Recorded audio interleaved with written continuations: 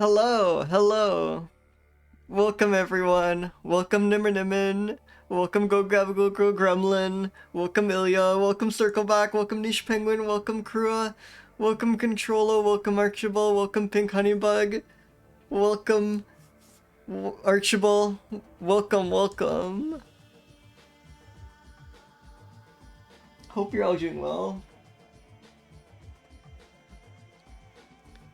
I've been like talking about this in some places, but I've been like looking into maybe getting a camera, like a mirrorless or something. I really want to photograph critters.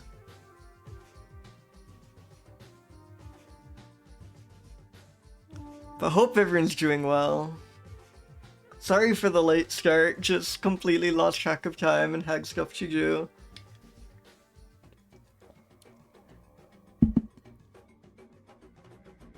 But yeah, I guess we can get started. Oh, welcome, Olive. Welcome. Trying to think if there's any stream updates or anything like that. I've purchased an implement which will allow for Bep's Revenge. I have like a smart plug. So it's like, you know, you can connect it to the internet and then you can like set things up so that like via a webhook you can turn it off and on. And I have insane, incredibly elaborate ideas of what to do with it. Yeah, Archibald, I think that's what I'm missing. I'm definitely buying used, but it would be so nice if I had a friend who was trying to ditch a bunch of photography equipment. Yeah. No, it is funny that's a plug, so there are just like, yeah, I could just have shut off my PC, like just cut electricity to my PC or game. I don't think that would be wise, but it is technically an option. There's like any electrical device could like theoretically be controlled by this like stupid gadget. There's like so many things I could do, which is very exciting. It's probably just gonna be a light though. That's not the part where I'm really planning on going crazy. But you'll have to stay tuned.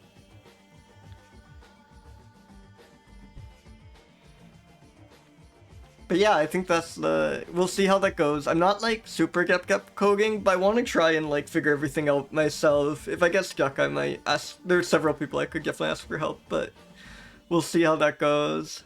Probably gonna procrastinate on it for a little bit because it's slightly overwhelming, but I will force myself to do it at some point.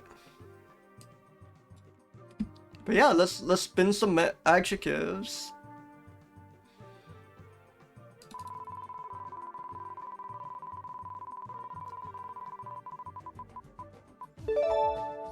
Academic? That's fun. I feel we often get something like wise, clever. This is like familiar terrain. It's like intimidating the first time around, but I think I know what I'm doing now. And academic's like fun. As a spin on that theme. This is definitely not the same thing as wise. By a long shot.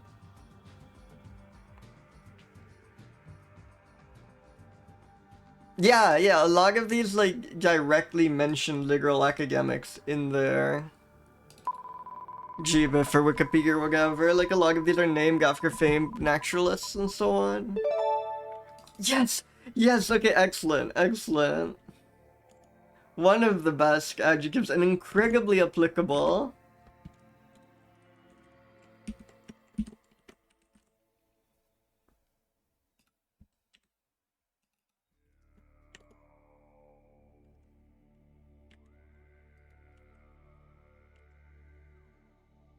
Yeah, round is great.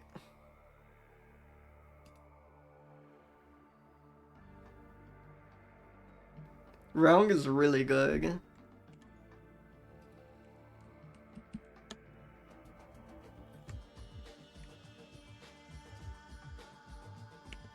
I think like, yeah, I keep bringing this up, but like some voles are just the roundest creature you have ever seen. Like, let me get like a good demonstrative pick.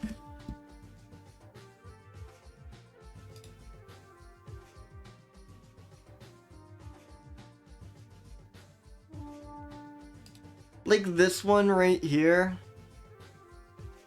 doesn't get like much more spherical than that.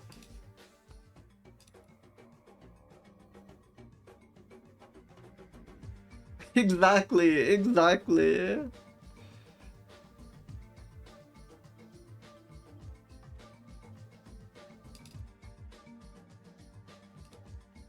Hold on 1 second, I'm just fixing my...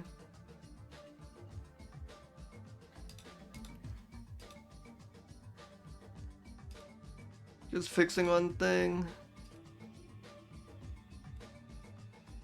There, okay. Keep typing 3s because some GIMP update may get so that holding my like keyboard for switching is very exciting, I know. Hey, welcome board fan. My keyboard shortcut for switching to GIMP was like Alt 3.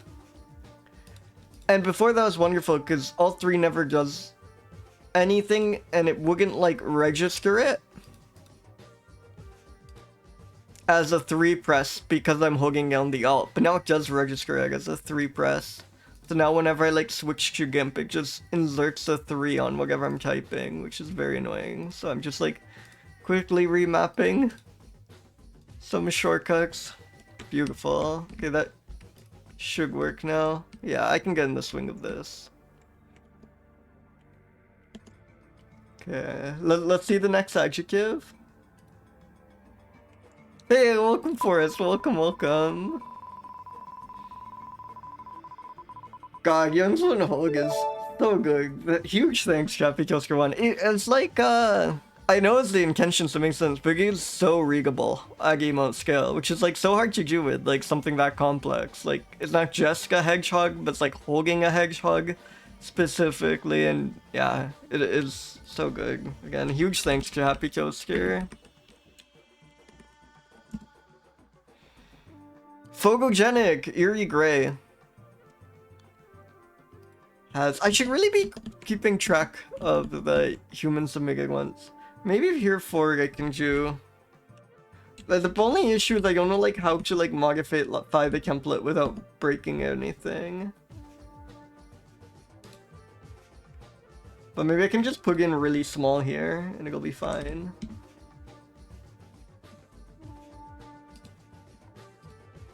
And maybe I can like, I don't know, go back. Because there haven't been that many human submitted ones rolled so far. I might be able to go back and attribute them. What can I do for supercalifragilisticexpialidocious? Because I got that to fit somehow. Did I just like line break?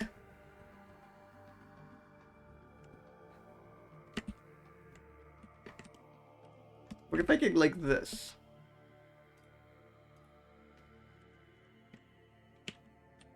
Oh, sorry, you can't see. Whoa, I did not mean Chinzerga Heart. That's quite good.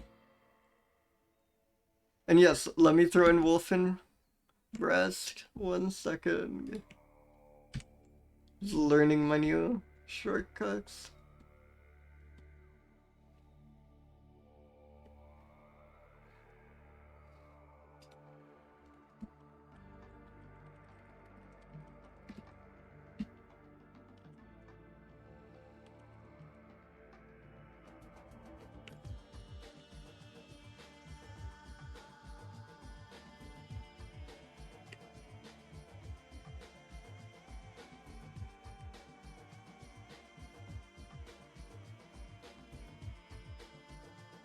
I think that's good.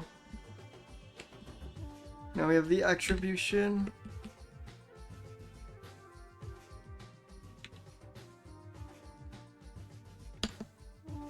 And last adjective.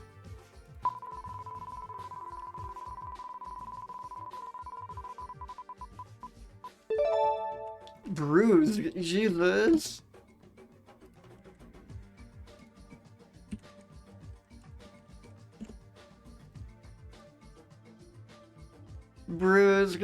Bruise is really funny. Like both I don't know how much we can use it literally, but anything like downtrodden, I think could score quite highly in that. If his ego is bruised, kind of.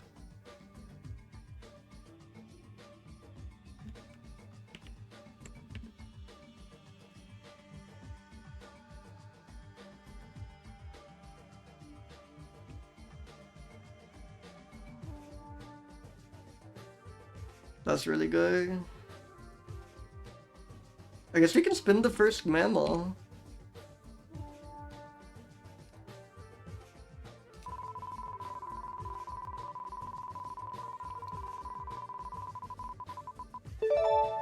Holy shit! No way we start with Ursus. No way do we get a bear as our first roll. Is this polar bear? I don't know what other, like, there aren't that many bears. I think I know all the bears. Yes, we got a sea bear. Welcome, welcome, Pavakit. Welcome, welcome. This has to be polar bear, right? Like, what other... Unless there's, like, a literal ocean... No, I know every bear. I refuse to believe that I do not know every kind of bear. And I think the only one that makes sense is polar bear. And yeah, holy shit. Holy shit. I feel we haven't had a... Can I? Okay, there's... I'm definitely gonna miss one, but there's black bear, brown bear, polar bear, and then there's like the sun bear and the Asiatic brown bear. Or is it the Asiatic black bear? Which is also sometimes called the moon bear, I think. And then there's panda. I definitely missed one. I definitely missed at least one. I've probably missed like 4. Holy shit, this is like the most iconic mammal we've gotten in a long while. Like art, maybe since sheep? No, like I think this beats out narwhal, right? Narwhal's like very fun, but a bit more obscure. Grizzly is a subspecies of brown bear, you fool. I was naming every species. Sorry, that was mean. That was mean. It is completely justifiable.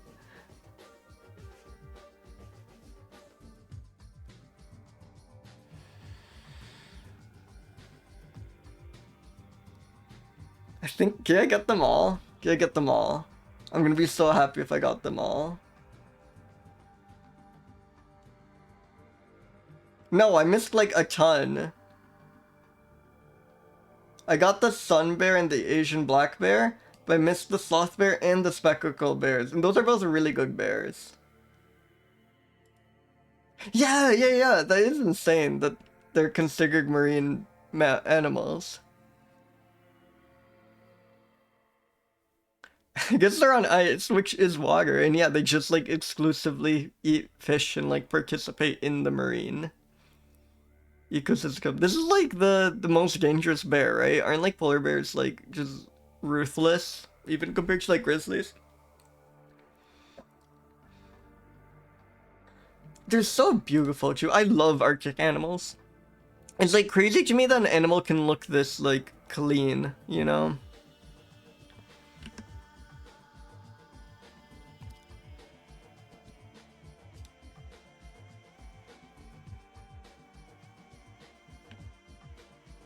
Like, this looks like it was, like, prepared for this shot by a publicist, you know? Like, I don't look this good going outside. It's, like, spotless.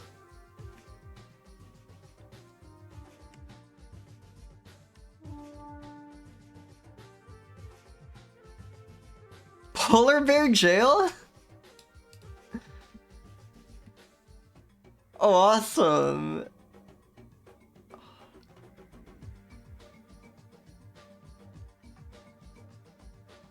I'm so glad they don't just, like, kill all the considered dangerous polar bears. That might... I thought, like, as soon as a polar bear, like, growls at a human, they, like, fire 30 rifles at it and all of its relatives. Like, I'm glad there's a rehabilitation and relocation path. Good question.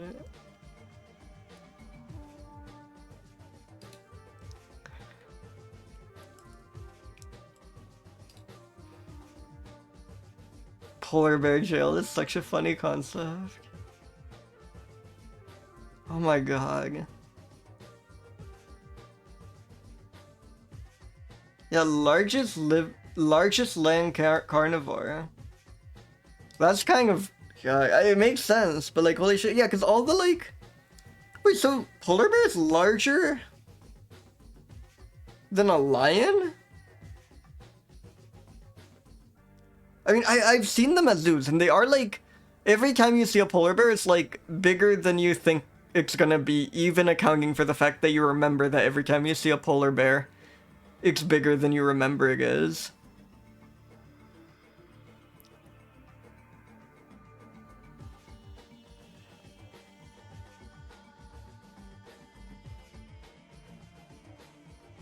That is crazy though, that they're bigger than lions.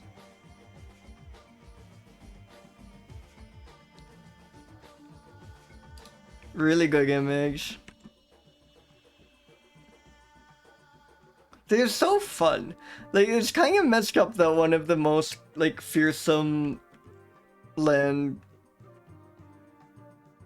apex predators just looks like such a silly, fun guy. You know? It looks so friendly. Like, it's kind of crazy to me that, like, something this cuddly is a, like, terrifying killing machine. Like, a tiger I totally get being a fearsome apex predator. But this guy should, like, you know, share a cup of tea with me. And, like, console me through tough times.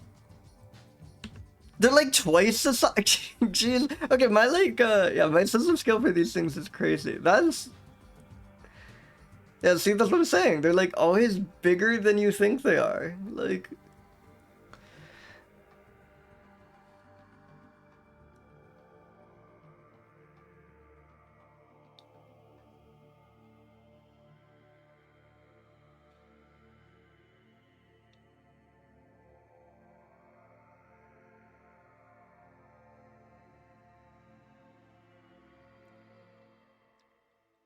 God.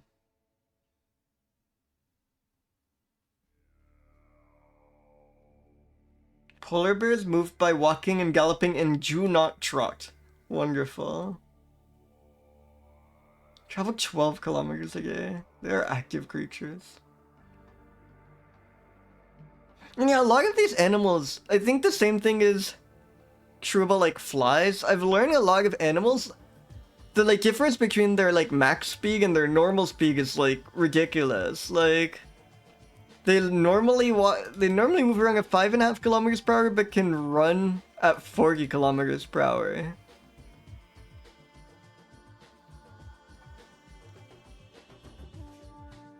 Like just a crazy delta between their like usual speed and their max possible speed. Mostly solitary, but we do have videos of young bears play fighting. Generally quiet, but can produce various sounds. Chuffing, a small pulsing call, is made by mother bears, presumably to keep in contact with their young. Let's see this video. God, they're so cute. It's, yeah, that's what I'm saying. It's like messed up that this thing is, So this video is just in 360p, awesome.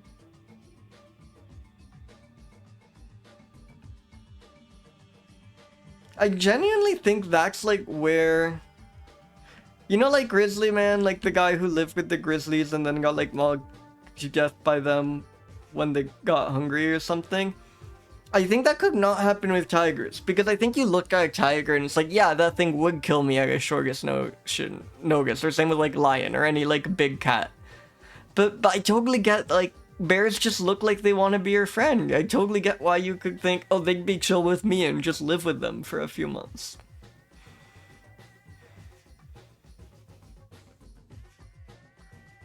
On land, the bears may dig a resting spot on gravel or sand beaches. They also sleep on rocky outcrops. God.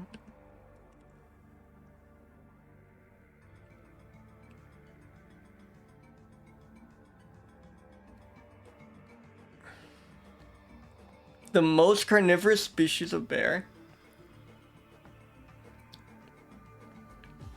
But they'll also eat beluga whales and narwhals, as well as reindeer and birds, fish, and marine invertebrates.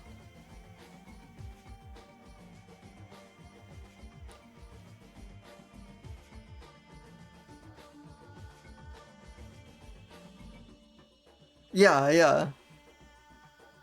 No, not Nagalaga fairies. Never penguins? Like, let's say never penguins.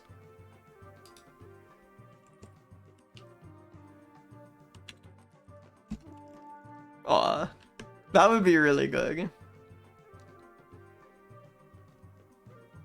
Oh, I'm a moron. Yeah, it's definitely never penguins.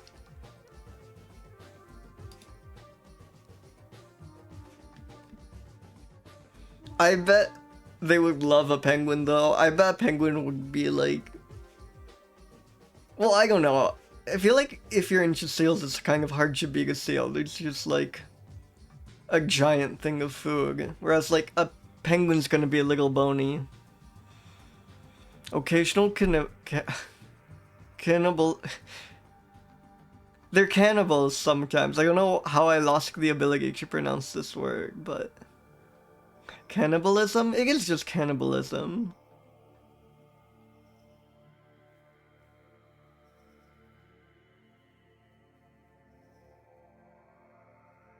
Have a huge seal. I knew they hunted seals. I did not realize like what a preference they had for seals. That seems like the big thing. Oh, Arctic foxes routinely follow polar bears and scavenge scraps from their kills. The bears usually tolerate them, but will charge a fox that gets too close when they're feeding. Or the bears themselves scavenge. I remember seeing this, and I think there's some recent-ish Edinburgh narrated Arctic show, like definitely like post 2010. Frozen Planet.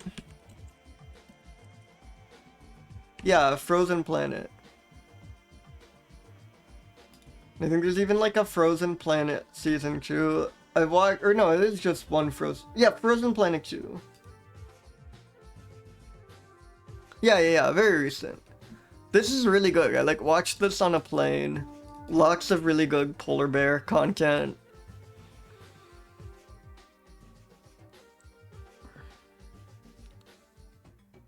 Extremely good. It's crazy that anything can survive up there. Like, it's just ice. You know? It's like, there's like no plant life. Basically. Yeah. Like, I guess the only, like, once you're that far north, it's like the only hope of, the only, like, functioning ecosystem is the sea with, like, because, you know, you still get, like, algae and plankton and stuff up there. And then the fish can eat that, and you can eat the things that eat the fish.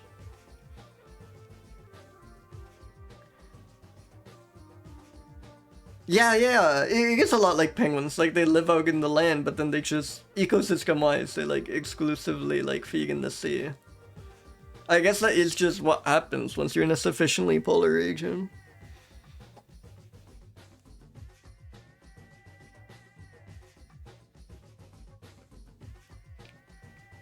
Oh my goodness.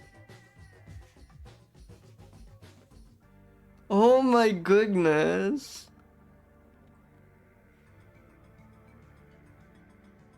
Polar bear cubs have to be, like, bear cubs in general, just among the cutest animals. They look so playful too. Don't you think that these two could have, like, so much fun with a beach ball? It's crazy how much they're just like little puppies or something.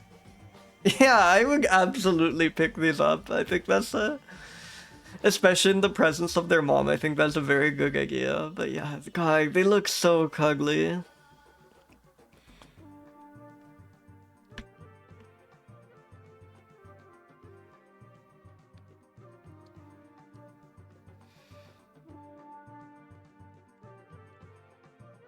Yeah, they're like little gens their mom builds them, I think.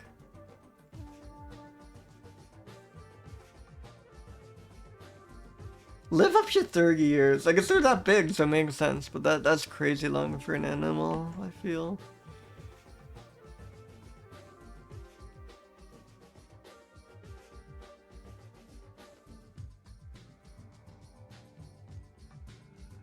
And then, yeah, huge habitat loss risks due to sea ice. And it's not just a matter of them like running out of places to live, but it's also like just driving them towards human settlements, which is quite scary.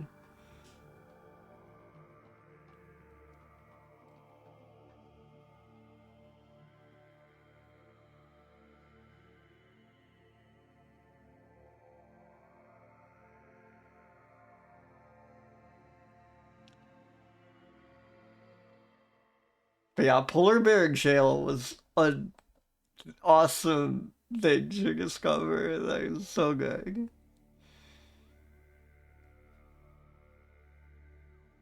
Jesus! Over 50 polar bears swarmed a town in Novaya Zemlya in February 2019, leaving local authorities to declare a state of emergency. Like, presumably this is a pretty tiny town.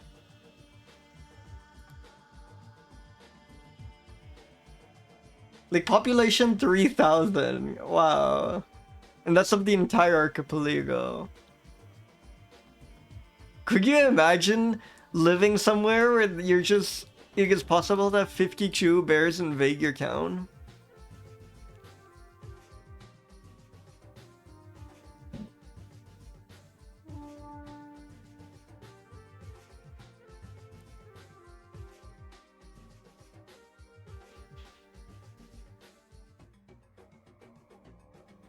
Yeah, like... I'd be so scared. Wait, footage shows... Can we see this footage?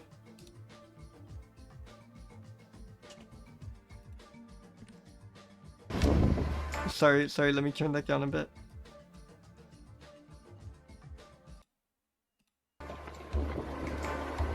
Oh my god, I did not expect them to like travel as a pack like this. Yeah, come on. Hey, welcome Grisha, welcome. Good afternoon.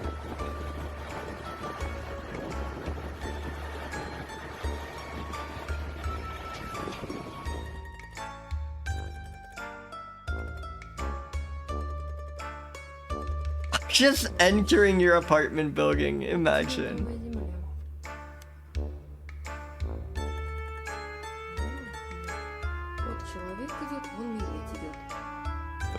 Yeah, just touring that building. Incredible.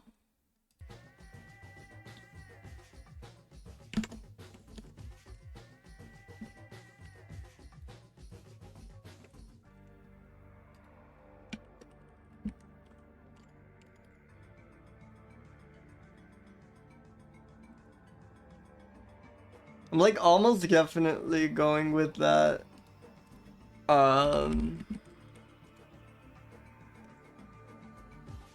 Image of the Cubs, but I'm actually just gonna have a ton. I know, that was crazy. I wonder if that was like the expert centrifugate or something?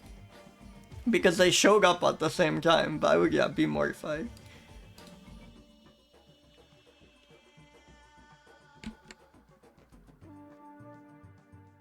This is awesome. This is really good. This is wonderful. Very tempting.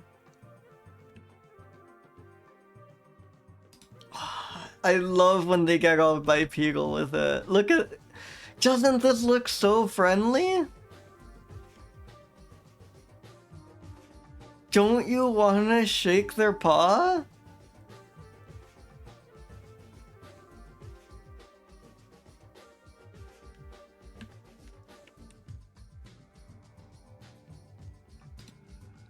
Like, my goodness.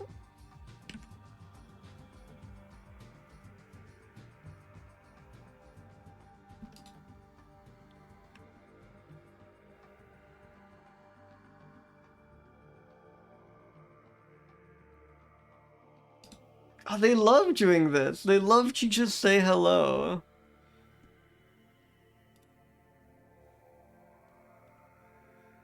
I'm really between this one and the cubs.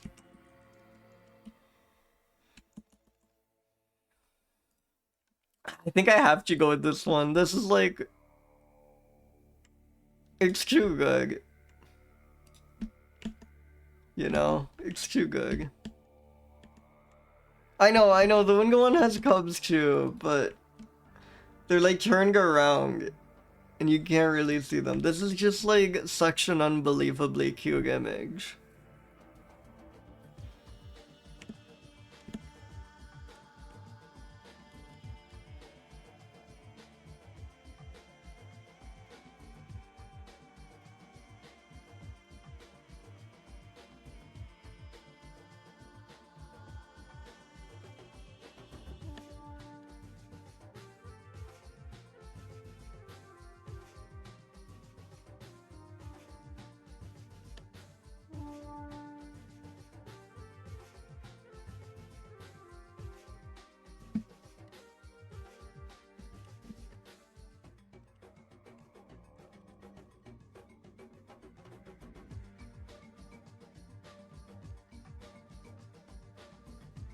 I've even started thinking they're gonna get extremely high photogenic, like definitely over 245.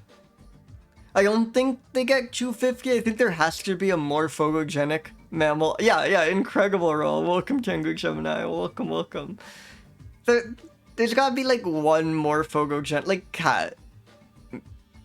Domestic cat is probably like, you know, the most photographed animal, and with good reason. Or like zebra. I think zebra might have this be in photogenic, but I'm thinking like 248 or 249. But anyways, that's getting ahead of myself. How academic is the polar bear?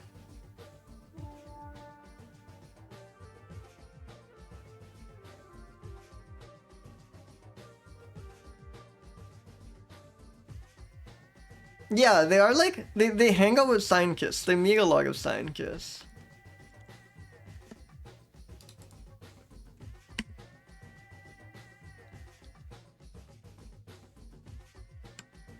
They're like a very...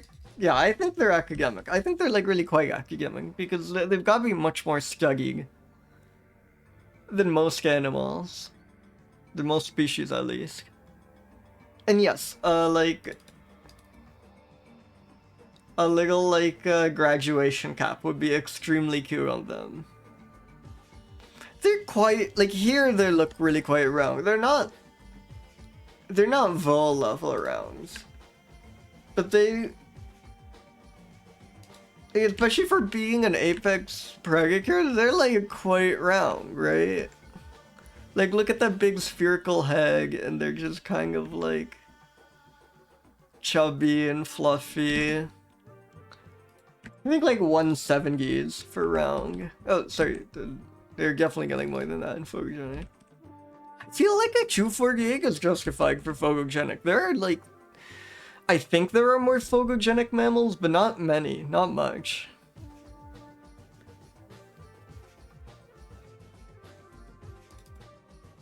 Bruised? Unfortunately, I feel they kind of are. Okay, wait. Mine are like... There's a photo of a polar bear in a whale carcass. And the whale carcass is like gruesome, but in a kind of like sci-fi fantastical way. Like, it's not like identifiably a whale or anything. There's not enough less. It's more like, it looks like something out of the game Scorn or something. So just like a gore warning, I guess. But I think this image is like incredible. But you know, if you're squeamish about that thing, maybe look away for a couple of minutes. But yeah, check out this image here. Isn't that crazy? Is that... Oh, I assume that's a whale carcass. It almost looks like... It almost looks like a man-made structure. It almost looks fake. That... Isn't it Scorn? It's so Scorn.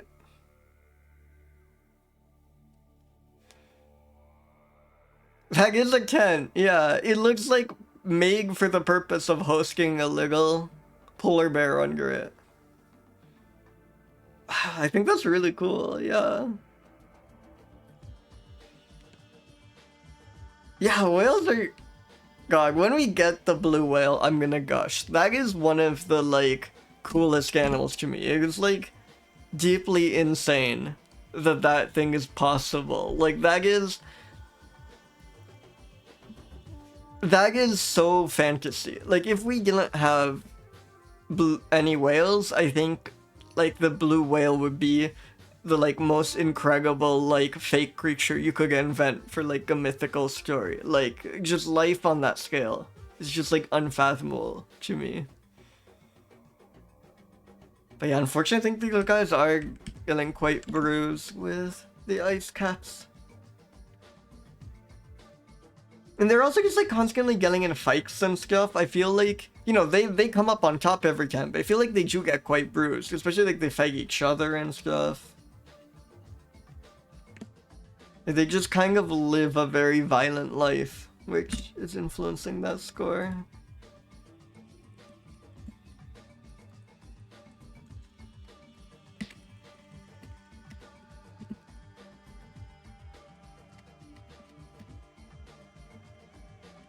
So yeah, holy shit, it's messed up that something this cute could kill you in an instant. Always bigger than you think they're gonna be. Twice the size of a lion. Polar bear jail.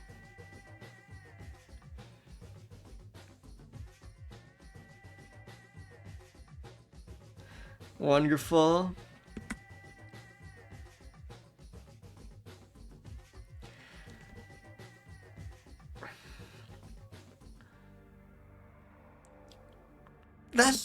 That's funny, because I feel like they're, like, much bigger than a grizzly. I think this is just a sign of their friendly...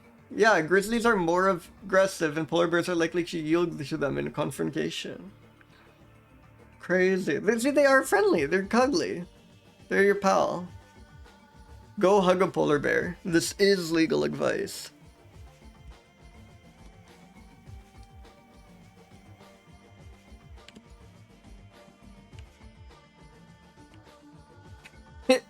yeah. Good question.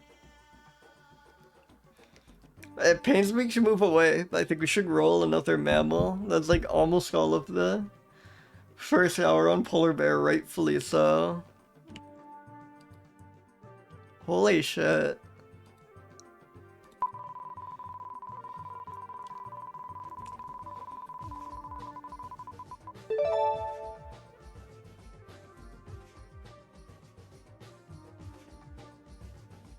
Kerivoula? Kerivoula means nothing to me. Yes, thank you, polar bears. It's the African Kerivoula, which is not a genus I recognize. The Tanzanian woolly bat. Oh, apparently I've had it before, so who knows what I'm talking about. Locally, it's known as the popo or tunge. I love that they, like, when they have the, you know, bewitched woolly bat, or the, like, when they have the, you know, the fire-breathing woolly bat, they don't bother explaining why it's called that. There's, like, never any etymology section. The one time they feel compelled to include the, like, lengthy etymology explaining the species name was for the africana, the Kerivoula africana, which is they go out of their way to lengthily explain it's called that because africana means African and it's found in Africa. That rules.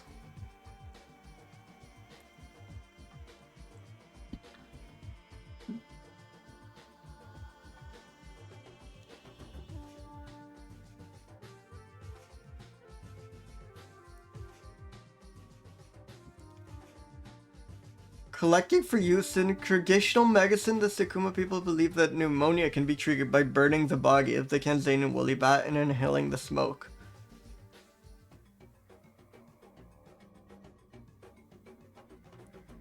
It was considered extinct, but then rediscovered. That's like in 1999. After not seeing it since 1878, they declared it extinct, and then like the next year they found one. That's really funny. Like after 120 years of like not spotting it, we finally gave up on it, and then like immediately after we find it again.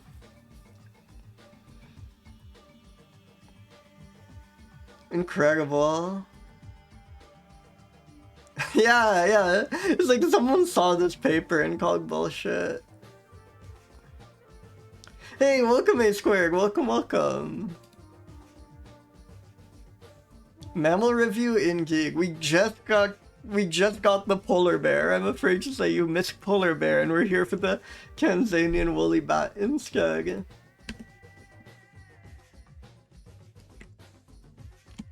But welcome in.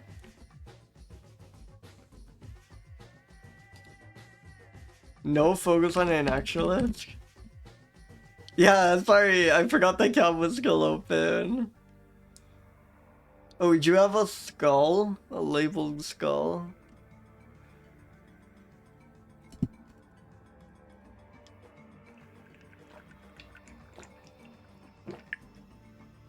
Seems extremely rare. Face is nearly naked between eyes.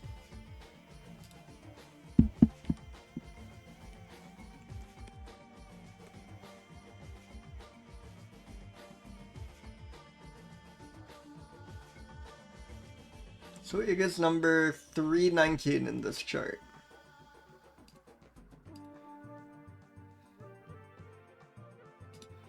Oh, awesome face. I love this expression. Very cute. Look at how soft that fur looks.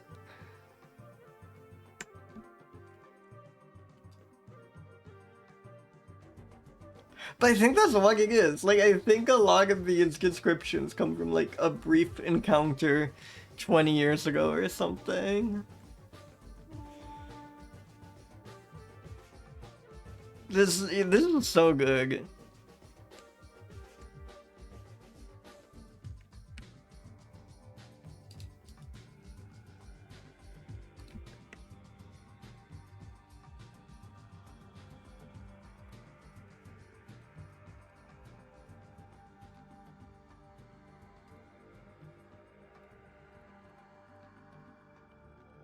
Yeah, extremely high round score. It is just a cylinder.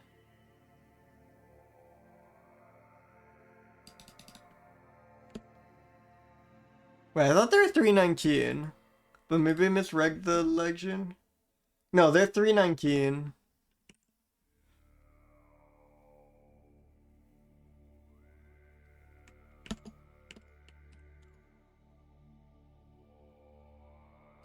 Yeah, this is definitely not Ursus Martinez. Yeah, that's just like a line break.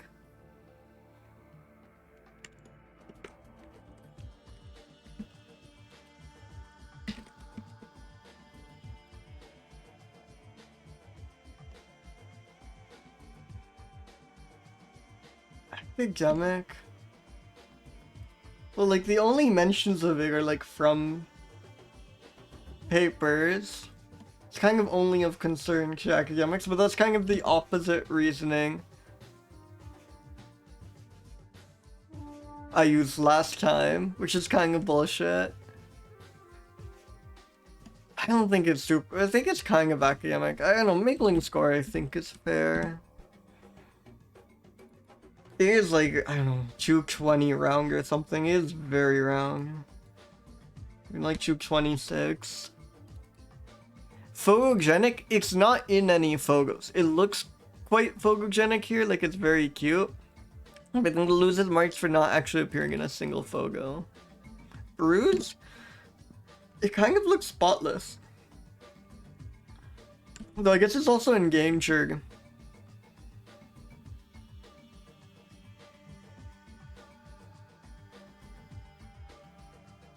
And its habitat is being destroyed rapidly.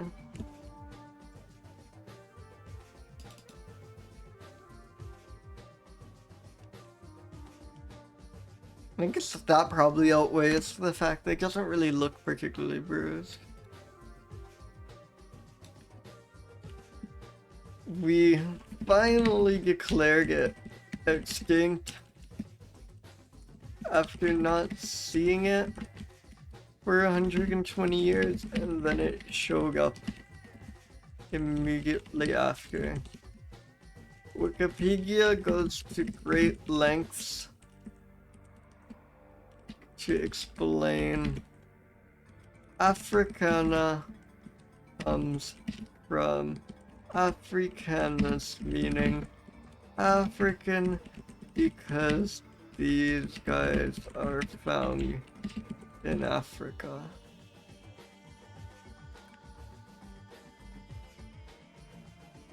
Incredible. Really good. Yeah, never could have guessed. And again, I repeat, they do not tell you why this, like, the random vole you'll see is called the, like, majestic grass vole. But they do explain to you why this is Kerivoula africana. Welcome, Agumi. Welcome, welcome. Yeah, exactly.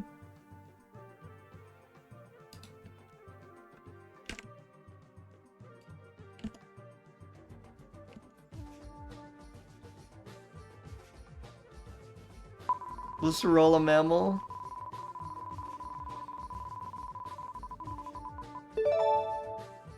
Also, Gumi, you should know, we got first mammal today was polar bear, so if you want to see that, it is in the vlog. I feel obliged to tell everyone who arrives. That is insane. No, not platypus. Platypus means something, like flat or broad, I think. I think plat and flat have the same roots. Same root.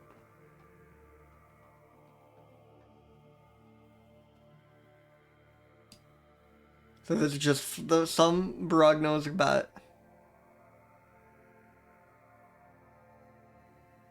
Just a bagapus this time, exactly. Look at that range. Yeah, rhinus is like, I immediately thought bat when I saw that. Only bats have weird noses. Everyone else normal nose. Yeah. No, you know it's good when the, like, range is just a scatter plot.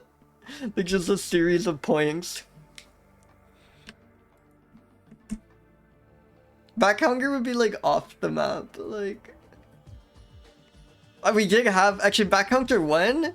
The answer is last Halloween. There was a back counter for the Halloween stream. So back counter has happened.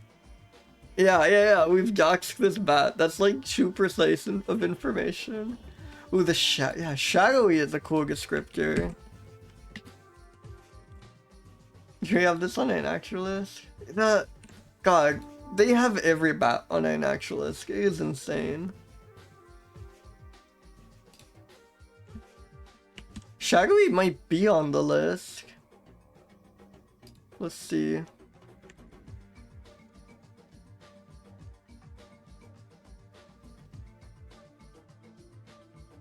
Shadowy is on the list. That would be a good roll. Imagine getting this on that. Imagine getting this when Shadowy is an adjective. I still hope that happens one day, where we roll an adjective that is literally in the creature's name.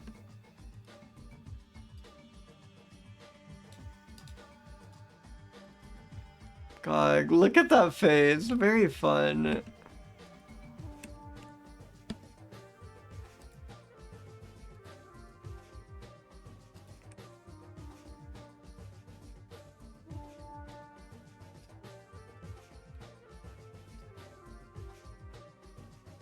Oh, I thought the Darien Gap was, like, closer to Panama. Oh, but is it just the... Wait, which color of jocks it is? If it's just the green jocks, maybe.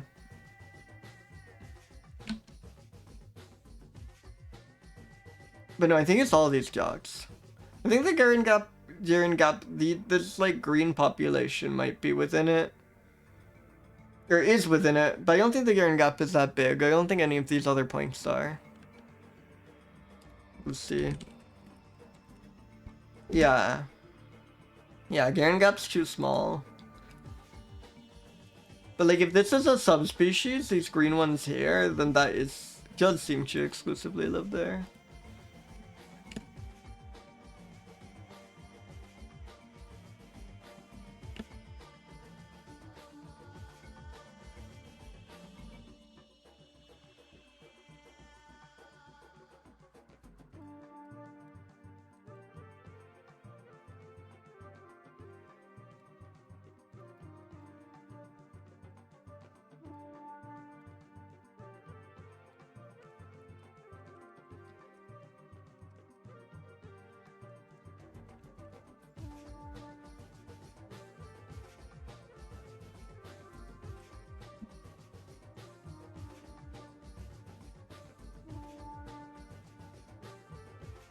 Nocturnal. Oh, I missed the line break, and for a second I thought I was living at elevations of negative 3,000 meters, which would be awesome. This thing lives like 3 kilometers underground.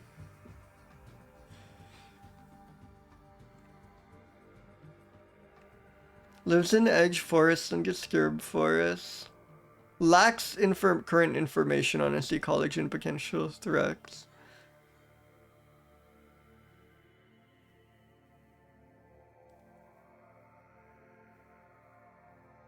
No specific information about spook and feeding. But probably eats a lot of fruit. Is Nefarious on the list? Let me check. I think it's not. Nefarious is not on the list currently. Yeah, but I think that's just like basically all basically all large bats or like in giant groups of bats eat fruits. I have not Kangaroo Gemini. Nefarious, Gogagician. This would score very highly there.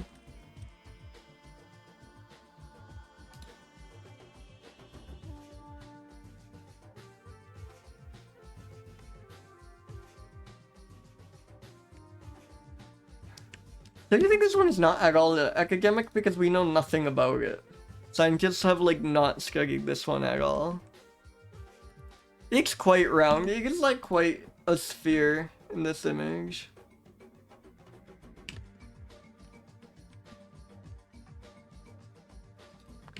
Photogenic?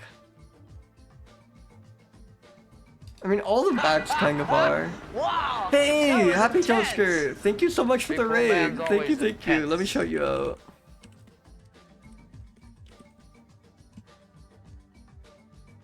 I can't shout you out because I shouted you out at the beginning of the stream, but everyone, I will manually shout you out. Everyone, click on Happy Toaster One's name and click that follow button if you're not already. Wonderful art. I've never had this happen. That is so funny. I didn't realize the like user specific shoutout cooldown is different from the like general shoutout timer. Like they really restrict you from shouting out the same person twice. That's messed up.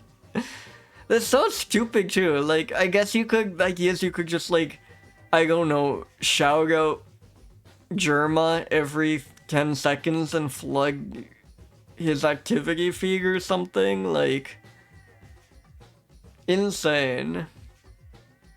Yeah. And yeah, you'd think there'd be a much easier way of dealing with that exact problem than like just forbidding it. But yeah. Yeah, but there's like such a stupid system. They could just not give notifications, or you could just turn off notifications, or you could be able to configure your like they don't even give notifications. Yeah, I do think it is specifically Chipperkick Germa. Like, genuinely, probably, like, would be the main person who someone would set up a thing that shouts out, like, 10 times per second or something. But, like, yeah, it seems so ineffective because, first off, I'm sure Germa's notifications are flooding with a random, or activity feed is flooding with random shoutouts anyways. Like, it's not even particularly good at doing that.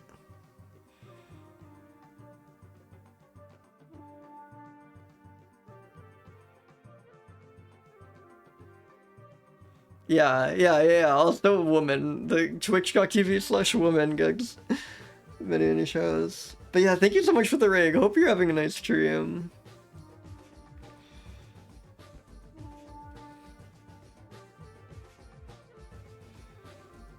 I think it's kind of like backs are. Oh, that's great. That's great. Fox's rule. What game was it good for you? It looks a little downtrodden. I think this thing is kind of bruised. Yes, I can't shout out Happy Kilker because of the cooldown, but I can currently shout out Woman. Tactical Nexus. I don't think I've heard of this, but I hope you had a great time.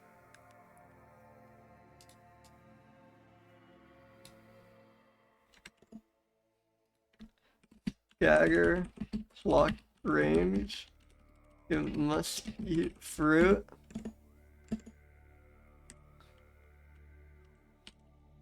See, I think it deserves more roundness than this. It gets like so golf ball shaped, you know?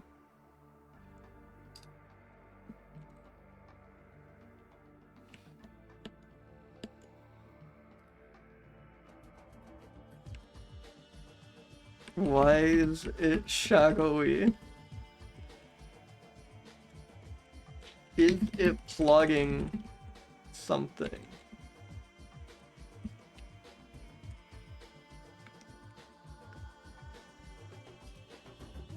Shadow Dragon, exactly.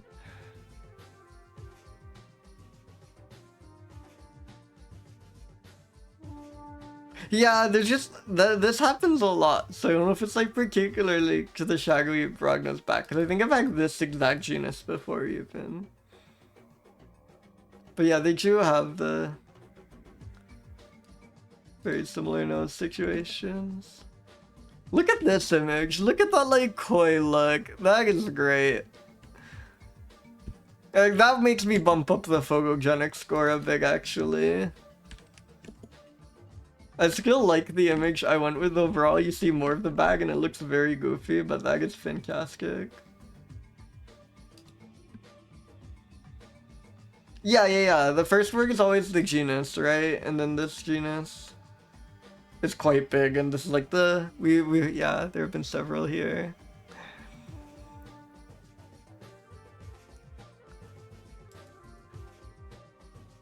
Yeah, like tons of leaf-nosed bat. Leaf-nosed bats are like a very large bat family, so if you enjoy leaf-nosed bats, you are in luck. We got, yeah.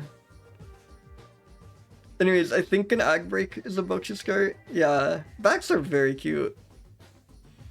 Huge like range in their faces too. Yeah. Anyways, ags are coming up, so I think I'll take a quick 4-minute break. I will see you all soon.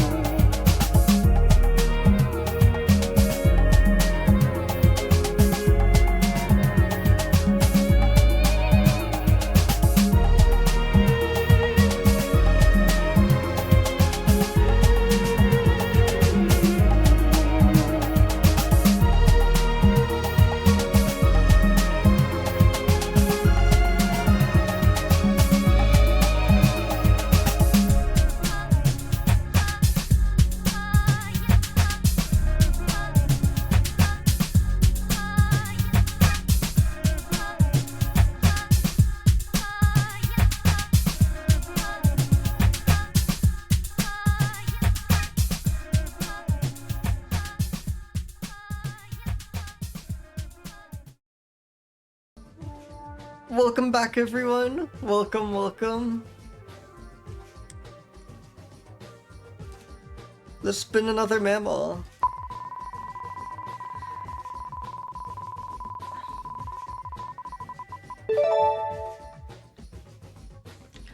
Balaenoptera? Pteras? Yeah, giveaway, that's a bat. And boreal is like forest, right? Or like specifically boreal. No, boreal is north. What am I talking about, right? It's like there's boreal wooger. Yeah, northern. It's some northern bat. Balea, I have no idea, but borealis is definitely northern. Yeah, insane backstreak we're skirting. Oh, never mind. Never mind. Never mind. So Ptera, let me clarify. Ptera means wing. Ptera means wing. So that is why I went to bat. But no, this has happened before. This has happened. They do be describing whales as having wings, which I think is beautiful. Holy shit, I have never heard of the say whale in my life. And again, whales, I was talking about this literally like 15 minutes ago or something. Incredible that life this big can exist. Yes, definite sea dragon. Like, in terms of just scale, probably the closest thing we have to like dragons or like any like giant mythical monster, right? Like, this is undoubtedly dragon sized.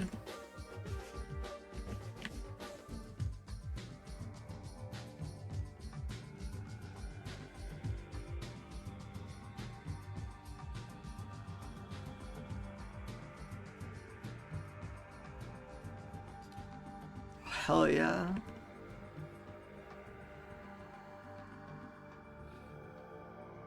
And yeah, they're like Keith's situation is so, I mean, they're not, like, the Keith situation is that they don't have the Keith, but they have these weird things in Skeg. It's like crazy to me.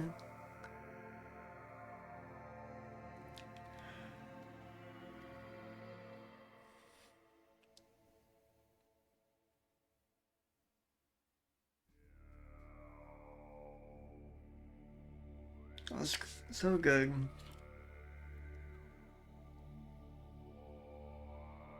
Look at that skeleton. Just incredible. Yeah. Baleen it's just like baleen is in baleen whale, which again, I was so like focused on this being a bat, that did not occur to me. It's the third largest whale after the blue whale and the fin whale. So probably just like the third largest animal too, right? Sorry, Balaenoptera, third largest in its genus, but it's the same genus as blue whale. So I don't know how many other creatures are bigger than this, but I'm actually not many.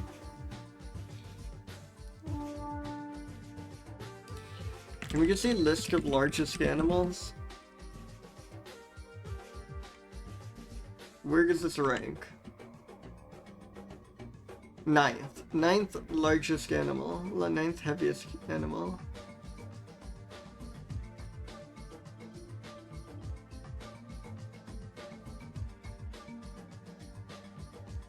The giant squids are very big, but they're not like whale big. Whale big is like unfathomable.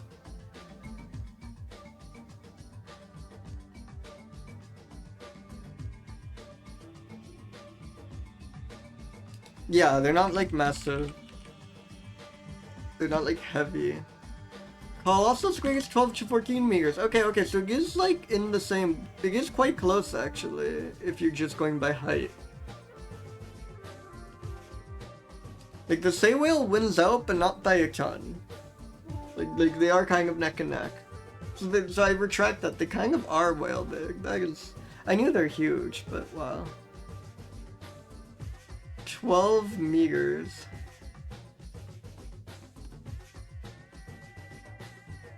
Which makes the blue whale or the infographic? Yeah. Oh, the jellyfish is insane. I knew lion's manes were crazy, but that's insane. Giant clam, like, bear in mind these are not the same. These are not all the same scale, which is a bit annoying. Every, like, line delineates a new scale. But yeah, check out the lion's mane. It's true scale, but only row by row. So this row is ultra scale, this row is ultra scale, this row is ultra scale, this row is ultra scale. It like kind of makes sense as a way of fitting all these creatures together in one image, but it is a bit annoying, I agree. That crab is crazy, that is terrifying. Giant tube worm is also pretty cool. Giant clam is awesome. Yeah, Japanese spider crab is absolutely a soul's enemy. Like, look at that thing. What the hell? The oarfish is really cool. Scuba diving terrifies me, but I kind of wish it could, because seeing some of these creatures would be just so incredible.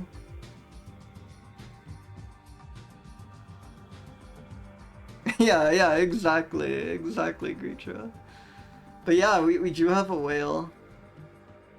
I love a whale. Like, whales are so damn cool. I was talking about this just now. They lived, what, 70 years? Vocalizations usually last half a second and occur 240 to 625 hertz. That's like within audible range. I think of all whale songs being like incredibly low. But that is like, those are very audible tones. Half a second vocalization from a whale is insane.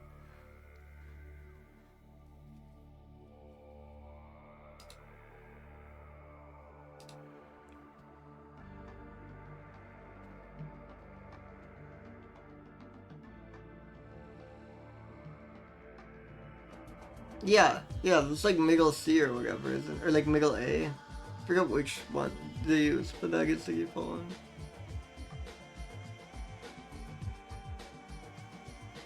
Yeah, some A. Is it like A above middle C maybe? That feels... No, not whale sound. I want to say whale sound.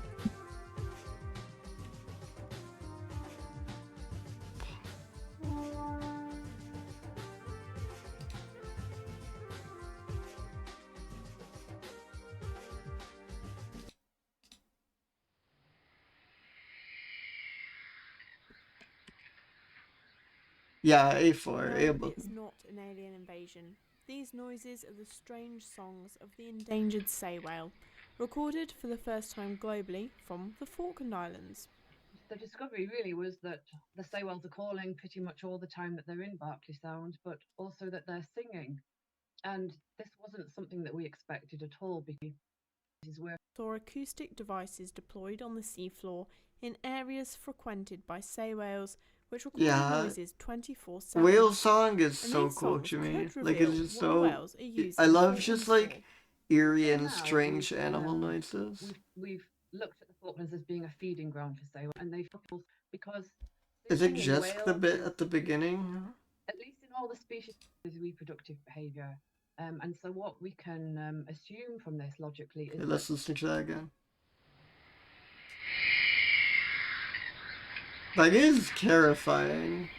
No, it's not an alien invasion. These noises are the strange I really want you, Forrest. I have not. I think I was once in a place where you could in theory see whales, but we did not. No, it's not. That is the closest I've been to whale watching.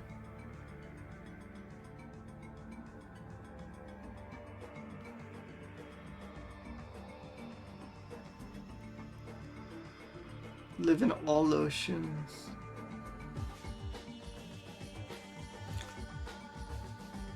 Pitch the baby. How'd you have so many of these channel plugs? It's incredible.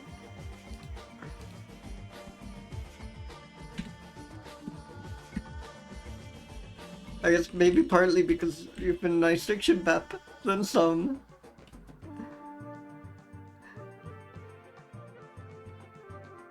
Yeah, you can always exclamation mark adjectives, so I won't have any of the ones you've had so far. Thank you, Nimin. Is it messed up to thank people for turning off Bep's lamp? Probably illegal.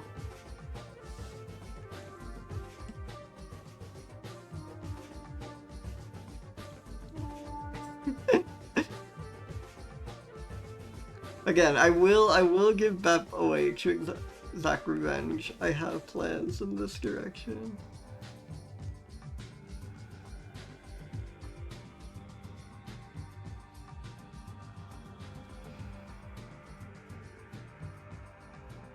Let's see if we can get photos. But Forrest, have you been whale watching?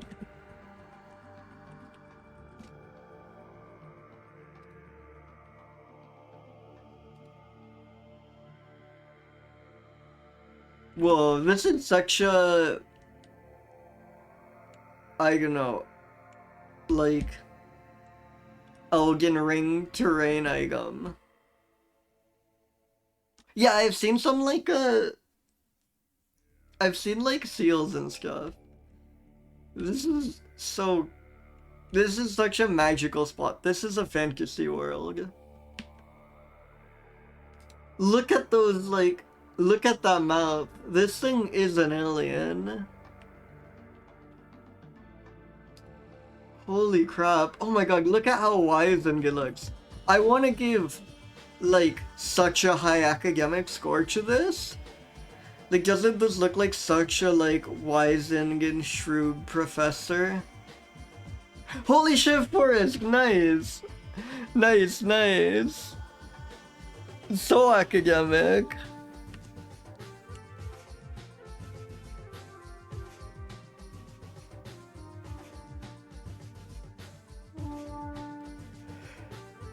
This image is really cool. Like, I want to just go with this one because it's like so rare that you actually see their face properly. Yeah, we got a whale. Insane rules today.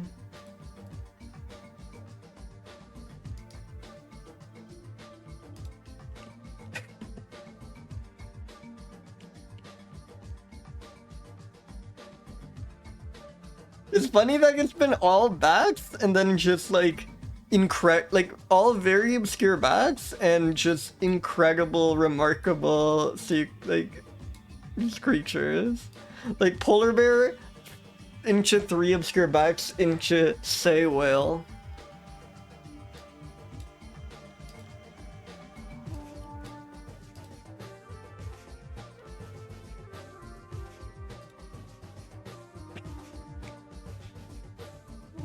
Yeah, sure.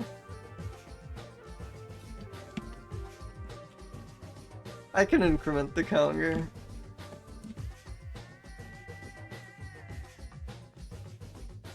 This kind of messed up the exclamation mark shrew doesn't do anything.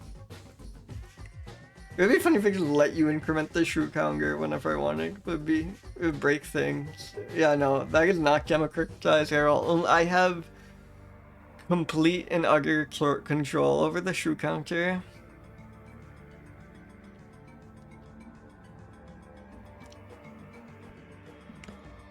Let's read about this one, Chibis.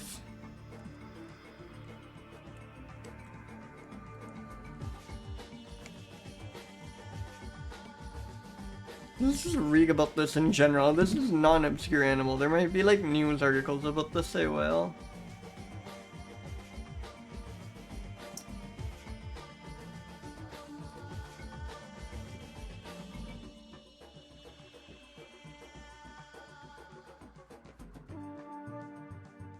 There's a Whales of New York page.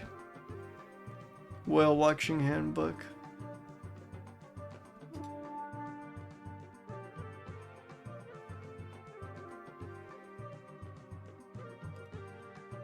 See if we can get more sounds. Here we go.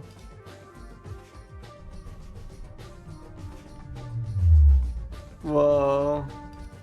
That gets so ominous.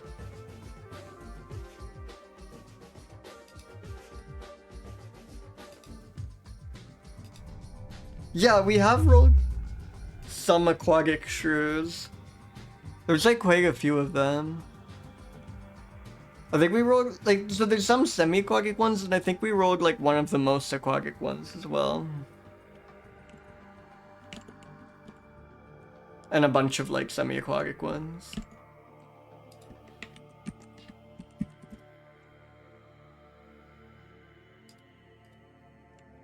They are extremely cool.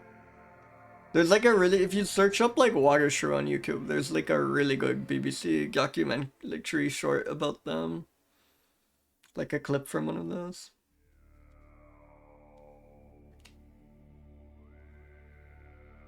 Hey, welcome, Cubert. Welcome, welcome. It is beautiful, can you imagine? We also don't know the Myanmar name of this one, just in case you're wondering.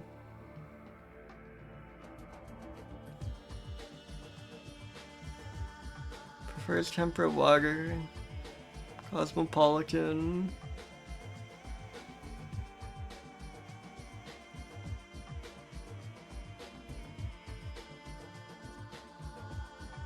Doesn't seem like we actually know a ton about these.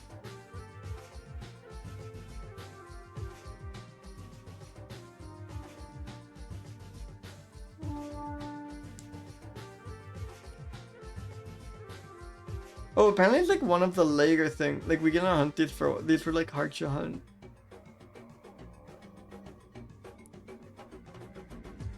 And we only really turn to them after we get play all the other whale stocks. Jesus.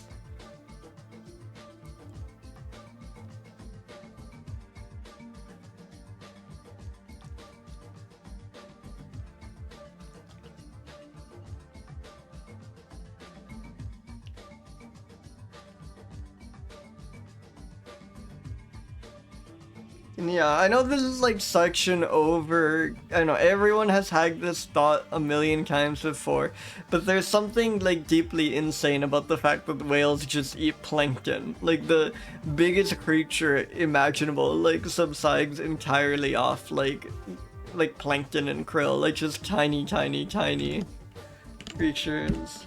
I know I'm not the like first to make this observation, but it's like insane.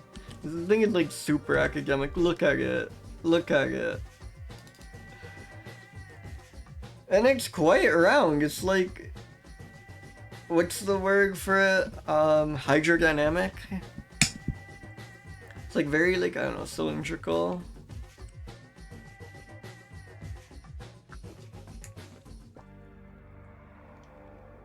No, that's true. It kind of can only eat what's there. It's like just too unwieldy to actually like hunt anything. It makes sense.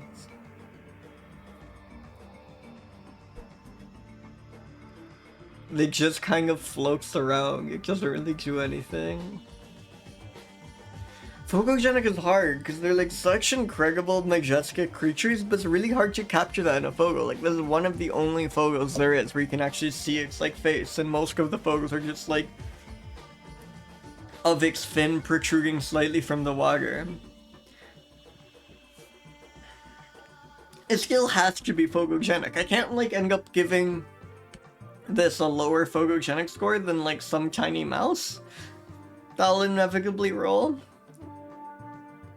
But it's like a really hard thing to get a good photo of. That's the only reason I'm not getting like a 240. yeah.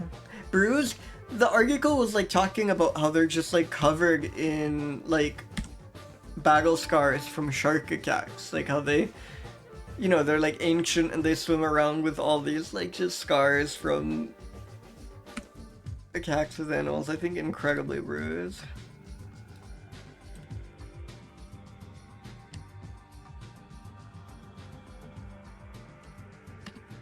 Yeah, exactly. Which means I think that does bring it up to like a 172. Like I think if you get a proper photo of it, it's like spectacular, and that has to be acknowledged. But yeah.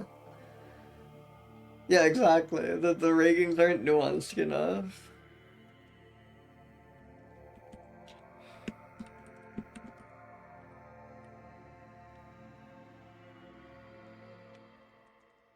9th most massive, I guess, if we're going by weight. I should be unambiguous.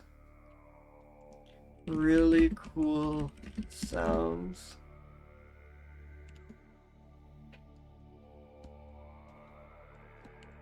Hard to catch.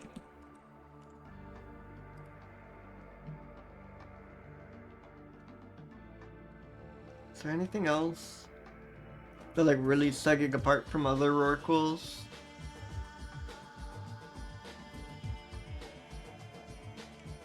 Covered in scars from shark attacks.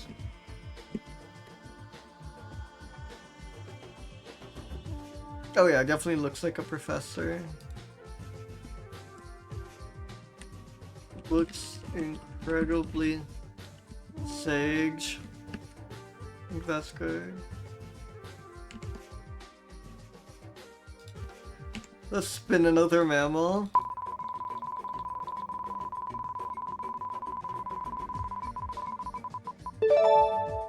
Pipistrellus is a bat. A pipistrelle. It might even just be called the Nathus pipistrelle or something. They love pretending pipistrelle is like a real word you can use in the common name. What can I say? Nathusius's pipistrelle. It is very common, is very similar to the common pipistrelle and has been overlooked in many areas until recently. Awesome. And once again, like named after a wealthy donor, of course.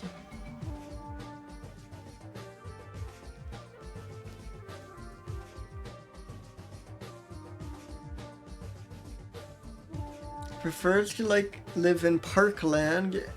Parkland is a new one. Just park. Awesome. And light woodland, often near water.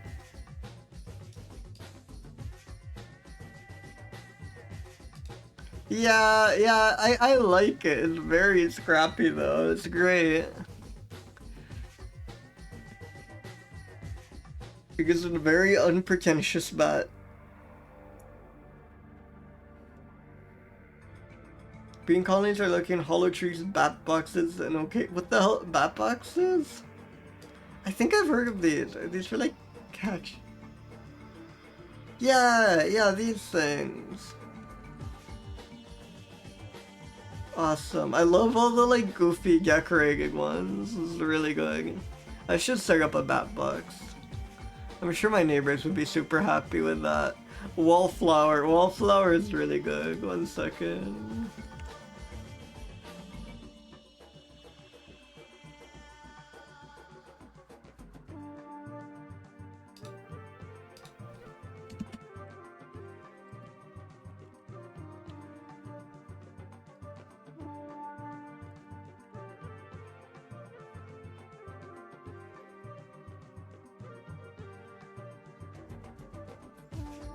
Yeah.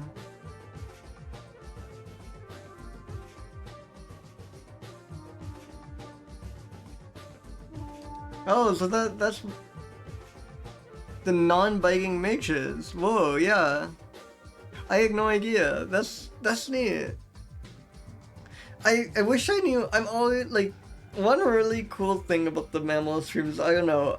Just something in my brain finds it really neat, like learning which mammals are like figuring out the exact taxonomic trees. Like, oh, so like, you know, like, I don't know, weasels are like in the same general category as bears and stuff. Like, just mapping all of that out is really neat. And I want to learn more about the cheat code for Megazoa, exactly.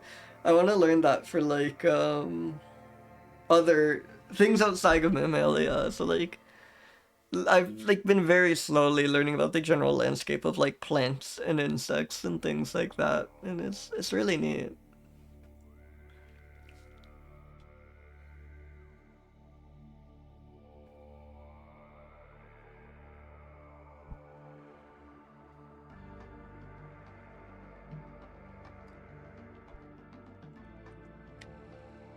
Get more images. It is so quite cute. Like look at that. Look at that. I know what you mean by homely, but oh my god, it's so goofy. It's so good. Holy crap! I had no idea there were like any insects ever in Antarctica. I thought it was like the one place you were safe.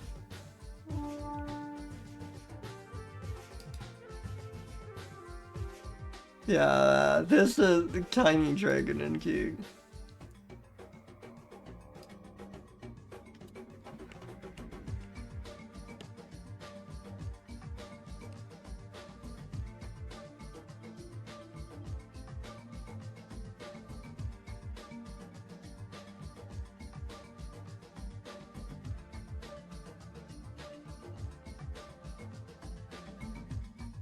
I'm gonna miss this name. I don't think I appreciated Matt Hesselholt Hen Hansen's name properly on the Sei Whale. That's a great name.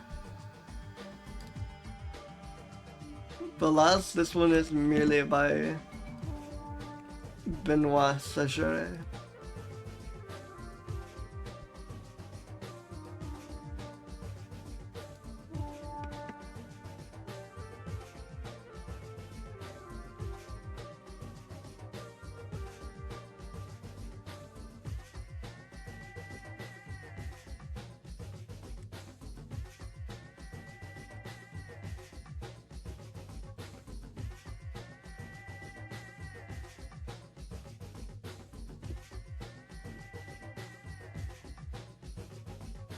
Whoa, awesome. I love these one-word oh yes!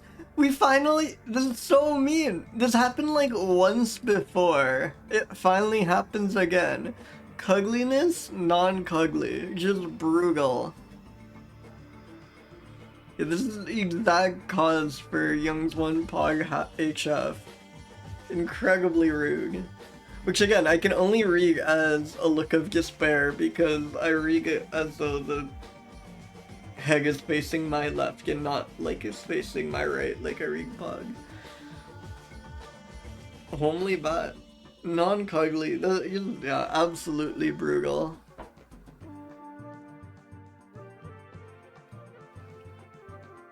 Emerges at dusk to hunt flying insects.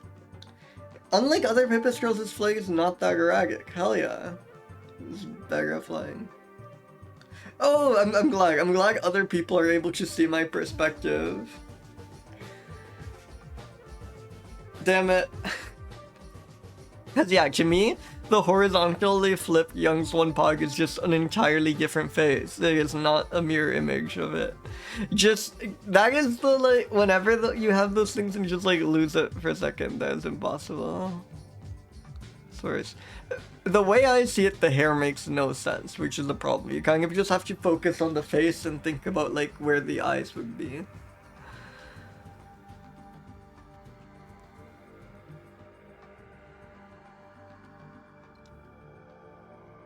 You have to just somehow kind of, like, forget about the hair for a second. They roost in hollow trees, bergs, and bat boxes, rock crevices, expansion joints and bridges, houses, a wide range of different buildings, timber claddings, and wooden churches. Again, wonderful range. Hell yeah, never knew it.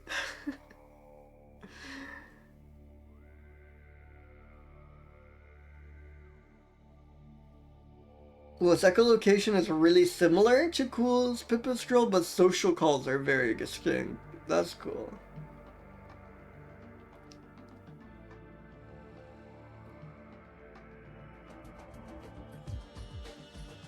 Directly persecuted. Quite widespread. Oh, it does eat mosquitoes as well. Okay, okay. It just prefers the ones that don't bite. Understandably. Fly and forage feeding strategy in Latvia specifically. They have a snack break in Latvia. In Latvia during migration, they use a fly and forage feeding strategy which consists in stopping several times during migration to feed and then continue the flight. Like when you like on a long road trip like Pologag and X sick to like go to one of those like really bleak McDonald's. That's wonderful.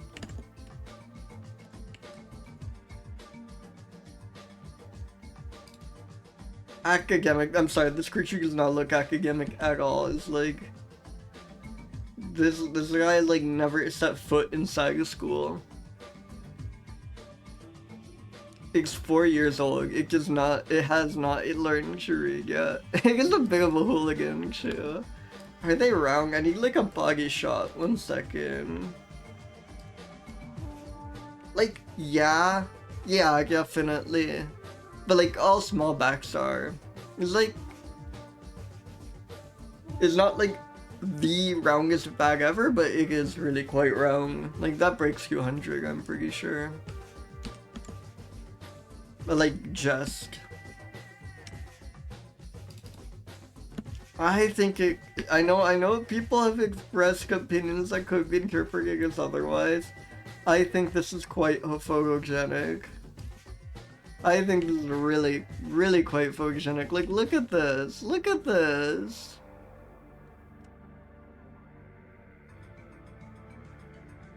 You can't tell me this isn't photogenic. I refuse to hear that. I refuse.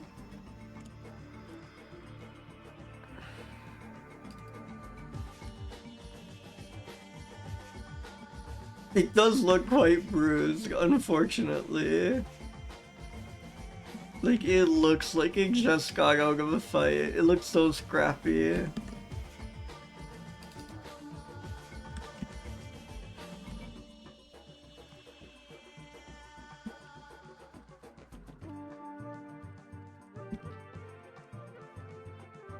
Did someone make a playlist for this bat?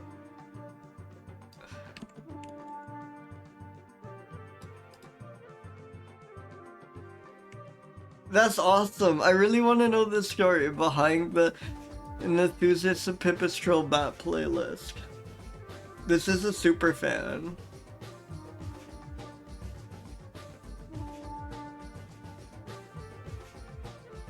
This bat has a super fan. Absolutely, I'm acknowledging this in notes.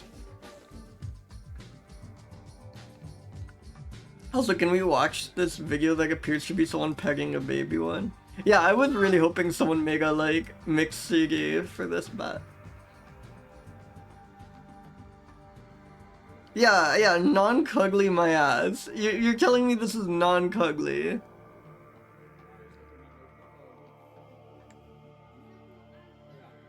This is a bug. I know it's like a juvenile probably, but just like, look at how small that is. Awesome video. Backs. Oh man, so cute.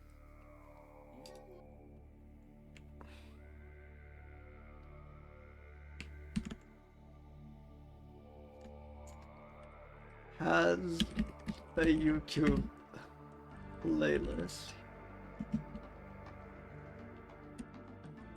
Very small and cute. Distinctive social cry.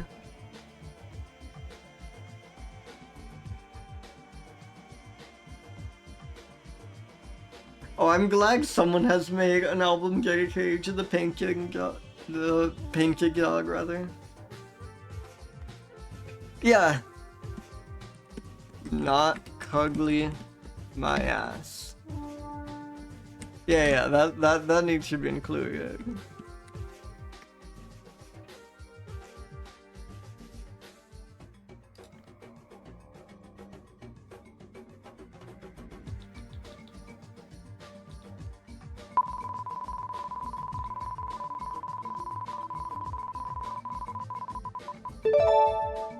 Moose, so this is a mouse.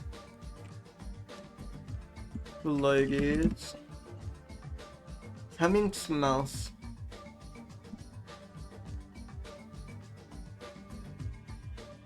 God, it's quite cute. It's so strangely shaped. Like, look at those pointy ears. Something, I don't know what it is exactly, but it's like, it's also like a more pointed snout. That's like not going at the usual angle a mouse does. It's just like a peculiar mouse.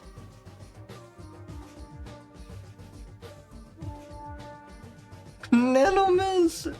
They're like tiny mice. The African pygmy mice. This thing's gotta be so small.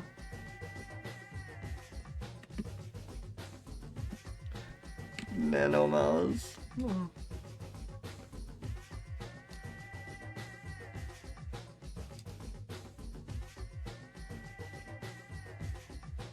Wait, where's this image? This image does not appear, but look at it. Look at this. Look at this.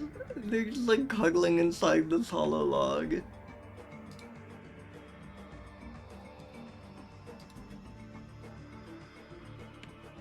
Incredibly cute creature.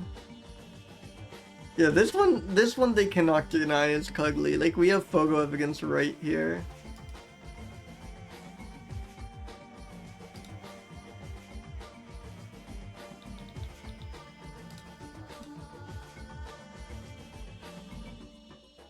Here, let me try to find the comments page for this.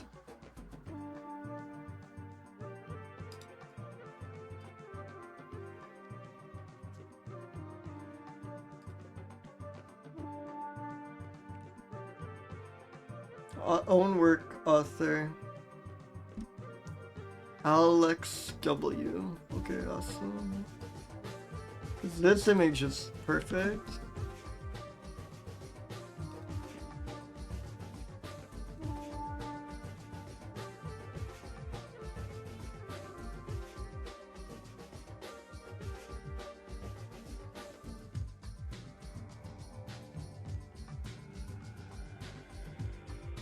This image is like too big. It's like taking me 10 minutes to resize this. It's like completely does not fit on my screen, but there we go.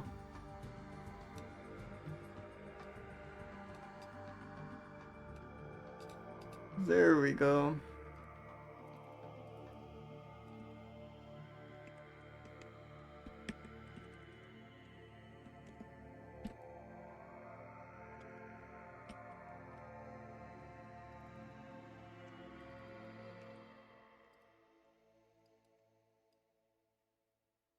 Also known.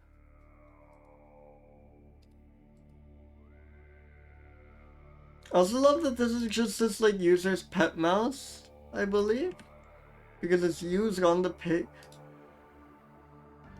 page for pets, and that they were just released kick into the public domain. Thank you, AlexXW.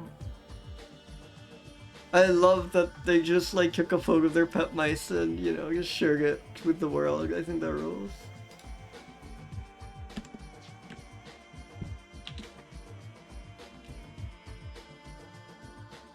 I know. It would have been so cute if they captured it not just with 2 African pygmy mice, but actually gave the name of the mice.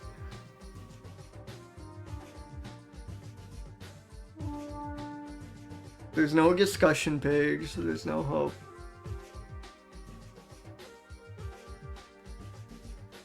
I naturally said it was sourced from Wikipedia, and then I found the Wikimedia rather page, which is this one here. You can see their like page, but they don't seem to have any pet names on their Wikimedia page, at least. I could like really look into their like German Wikipedia user page, but if I want to stalk the person who uploading these mice photos 16 years ago, I think it may just remain a mystery. we should.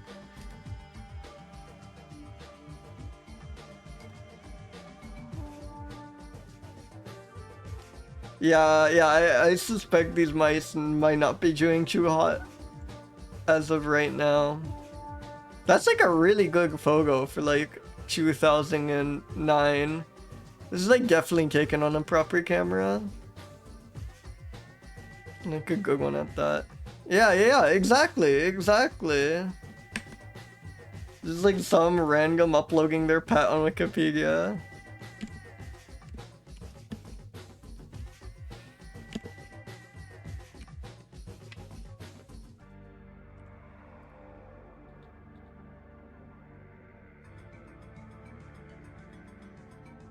Oh, I got like so scared, but wait, no, apparently they're like, I don't know, some other species that turned out to be a synonym for this guy was believed to be critically endangered, but they're actually just fine. Might be a species complex.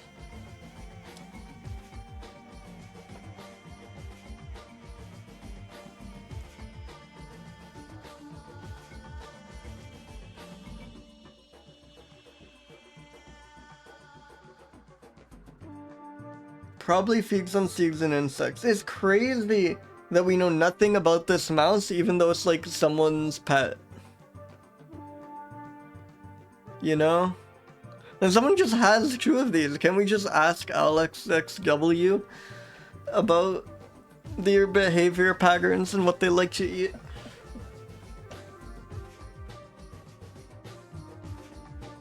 Yeah.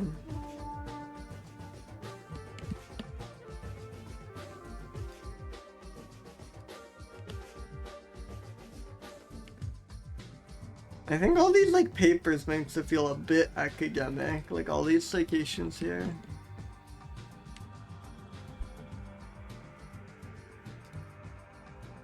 They're like weirdly not round for a rodent. They're like quite polygonal.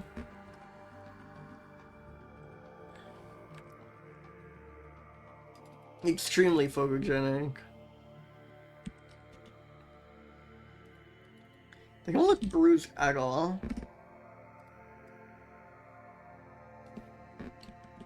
Awesome photo. I wonder what their names are. Probably eats seeds and bugs. How do we know nothing about these when you can like have them as a pet? I think that summarizes my thoughts on Kemming's mouse.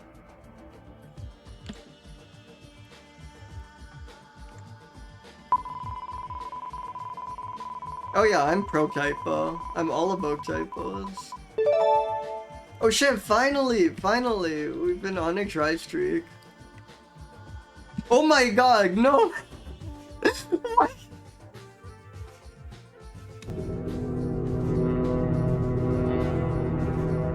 You're... No! Is someone like... Is this like a vandalized gargicle? There's no way this is what it's called, right? There's no way there's an animal just called the jackass shrew. I'm pulling out the book. I am pulling out my physical copy, my like 10-kilogram copy of Handbook of the Mammals of the World, Volume 8, Insectivores, Sloth, and Colugos. No, I'm doing this the hard way. I am consulting the source. I want to see this in print. I want to see the words jackass shrew. Yeah, Creature, I think you're right. Jackass shrew, page 505. Would you believe there is also... It is also known as the jackass white-toothed shrew?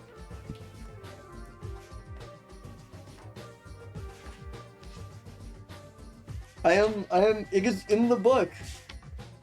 I am looking at the entry right now.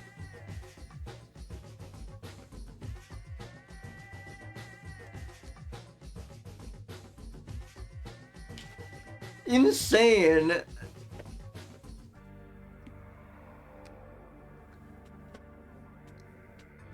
Yeah, I wouldn't be surprised if there is some, like, goofy story about it, like, biting someone or just being a pain to study or something.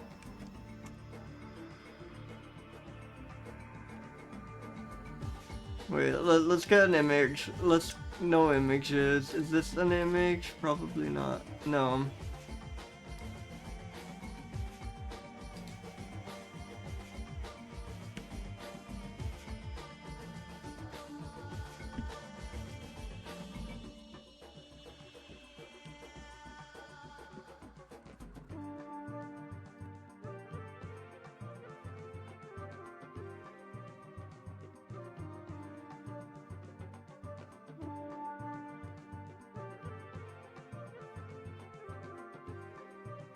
Is there any acknowledgement? Is there any acknowledgement?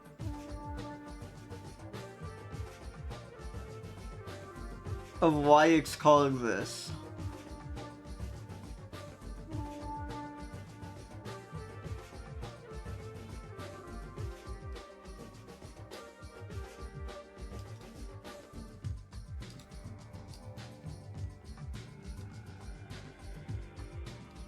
I'm gonna find these papers and open them.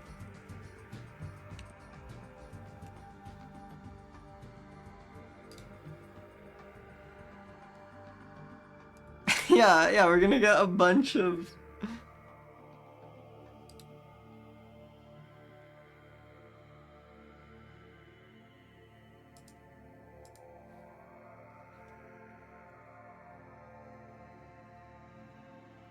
No, this is something about the...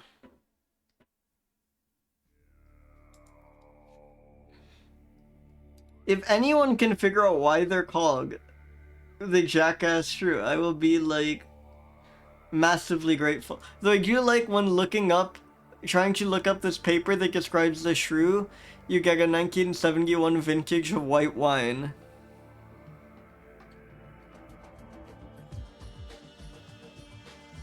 Google search is so good these days. Always knows exactly what I'm looking for. Thank you. I love AI. It doesn't even have Spitzenberger in its name. It doesn't even have anything close to Spitzenberger.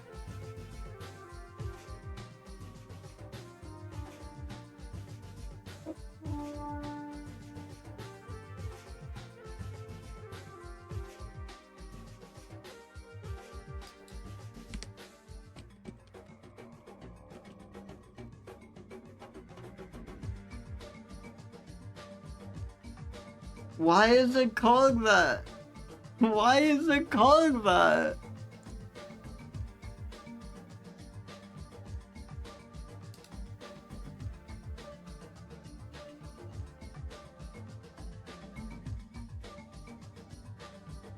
Sure, whatever. It sounds like it's like rare and hard to detect, like a rare shrew. Difficult to detect with usual tools. Maybe it's just a jackass, yeah.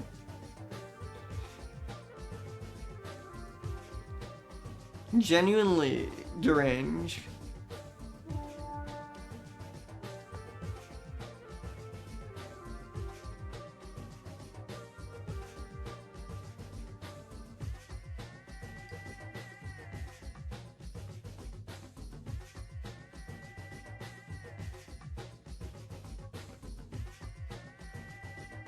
Yeah, that's...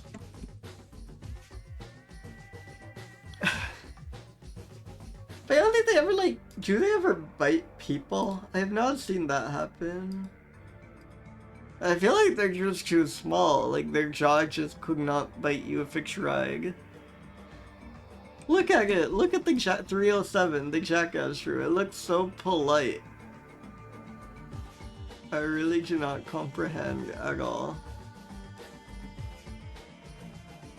Yeah. Crocidura is like the white-toothed shrews. Like one of the biggest shrew genera.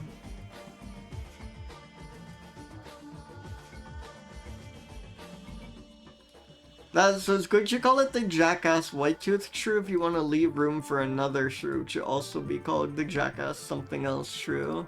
You might not want to like waste such a good name on just this one creature. This could be the first of many jackass shrews.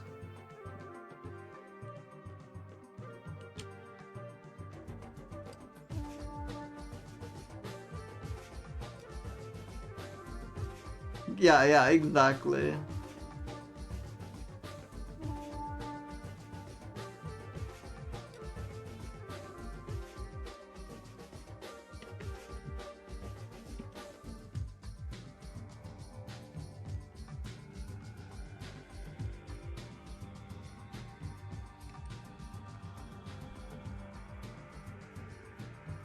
Incredible.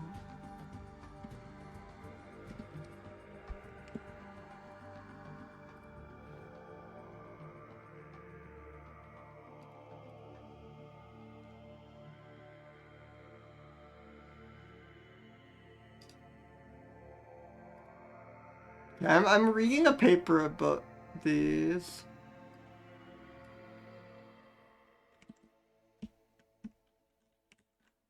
They just call it that.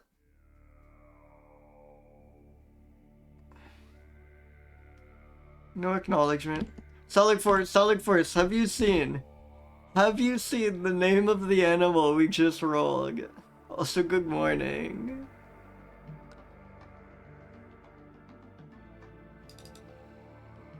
Yeah, as it should.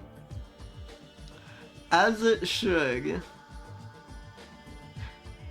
Jackass feels like very not academic to me. This is like too goofy a name and like surprisingly not wrong for a shrew.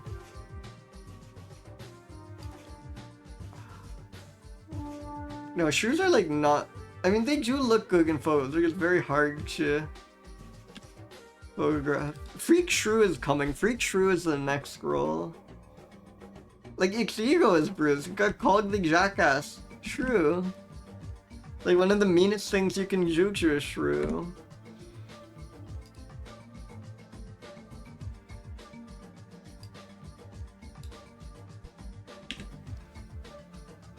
Genuinely incredible. I'm not bad. I like. You just, yeah.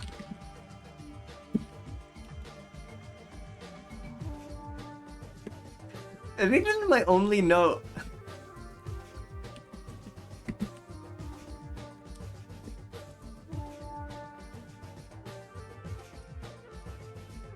Like, I don't know. It's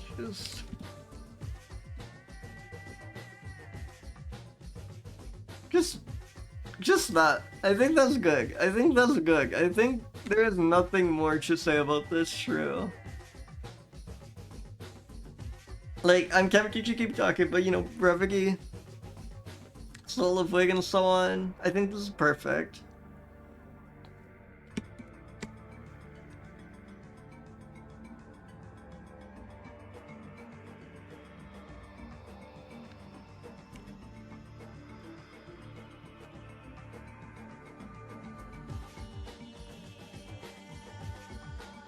No, this name has been around for much longer than... Or sorry, yeah, no. Mammal species of the world is just like a... Well, maybe, I don't know. I think they're mostly just compiling things. I think presumably the, like, script... I think it would be Duchess Spitzenberger. Or Hugger or someone. Like, mammal species of the world, my understanding is they don't do anything, like, new. They just aggregate information. But maybe, like, coming up with a common name is, like, unimportant enough that they do that. That would surprise me, though. I just think of that as, like, a compilation of information. I want to, like, at least read these papers first to check if they call it that there. Can I find, like, any of these papers? Because normally be the person who, like, describes the mammal who names it, I'm pretty sure.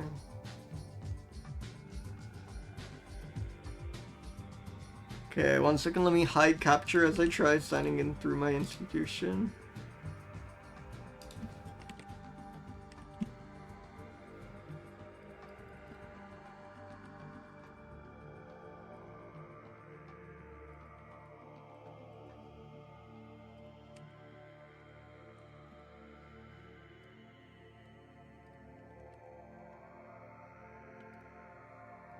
But yeah.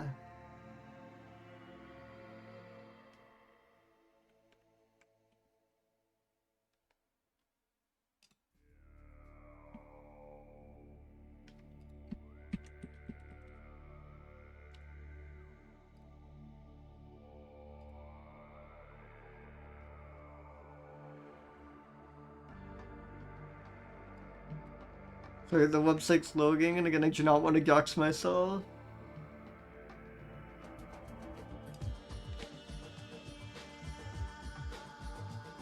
I think this paper's just like not loading. Alas, we may never know. If anyone figures out, if anyone finds like something definitive about where this name first appears, let me know. But for now, I think I'm gonna just take a quick break as eggs are coming up. I will see you all in a few minutes. Yeah, I was thinking, yeah, maybe named after the show. Super fan.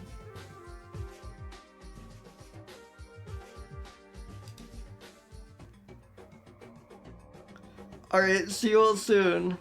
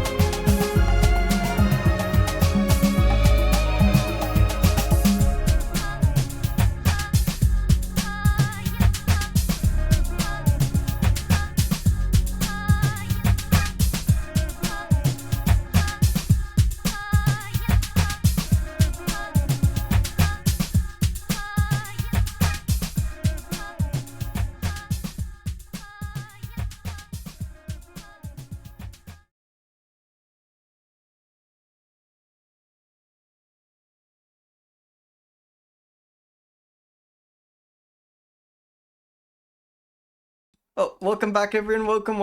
I was just saying, I think I like accidentally spun the wheel. So I need to like refresh the BGM because it is not loading, it is not making sound, which has just been happening sometimes peculiarly.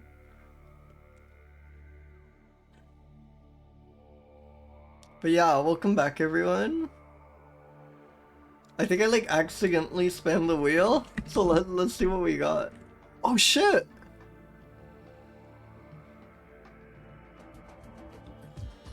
Takes woolly mouse opossum! This is so cute. I love these weird little like opossums. Look at that pink nose, look at those giant eyes. Mostly eats bugs. Found throughout like Brazil and Paraguay.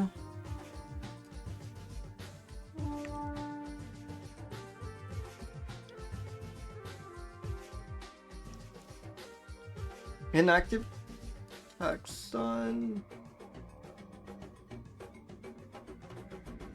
What? Replace Marmosa paraguayana with Marmosa paraguayana. Oh, awesome. They switched the species name from Paraguayanus to Paraguayana.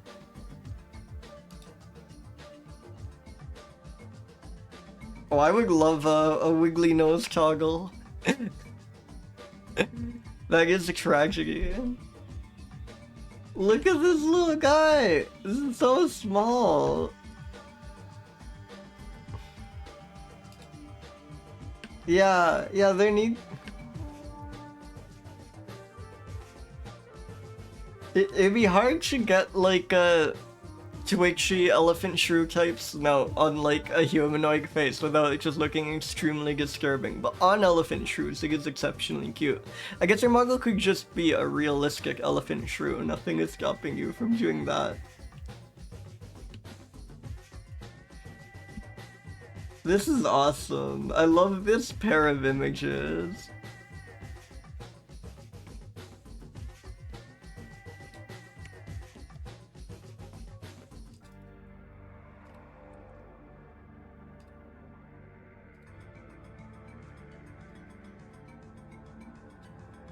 Yeah, you might be right, Kura.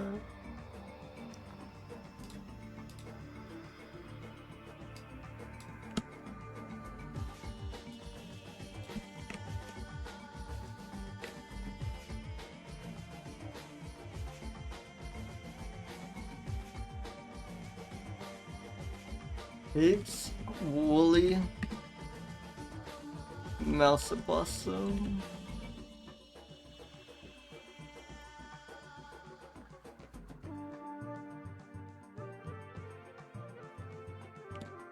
Let's read about this creature.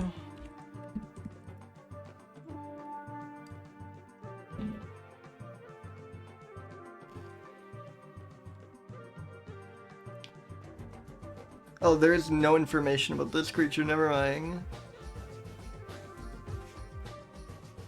Omnivorous.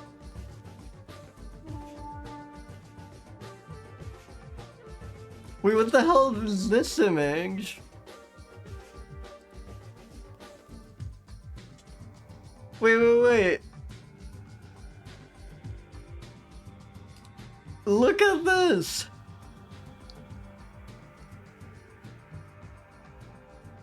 This is insane!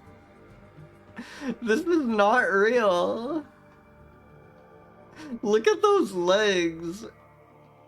Why are they so long? This is a cartoon creature!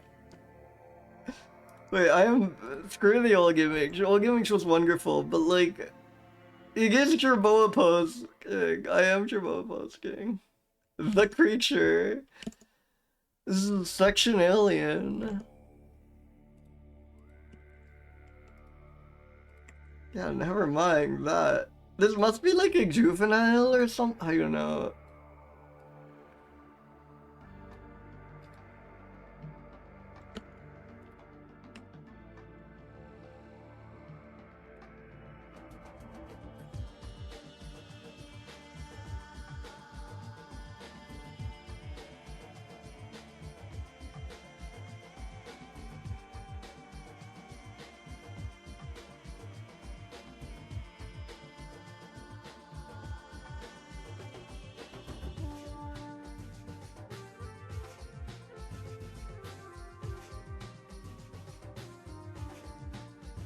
Insane. Rescued from the skimmer of a swimming pool. This mouse opossum was saved.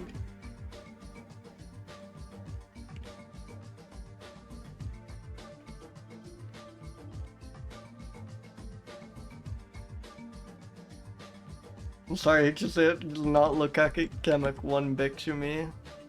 253, yeah, sure. Not very wrong either.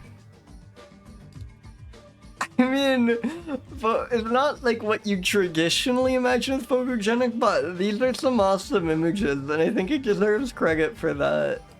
It looks extremely bruised here. It looks so beat up.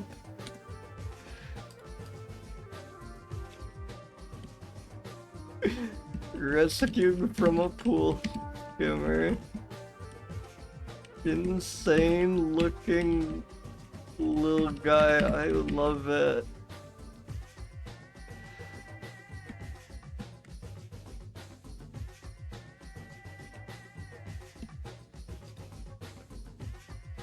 Incredible.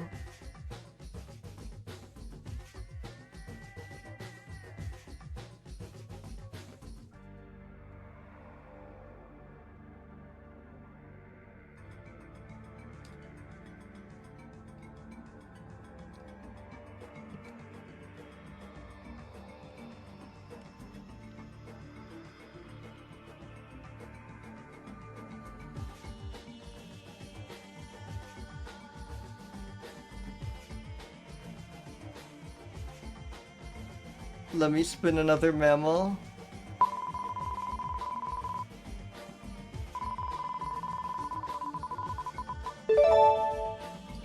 Another pipistrelle. Wait, this was like, wasn't this exactly the pipistrelle they were saying you could confuse the earlier pipistrelle's echolocation with?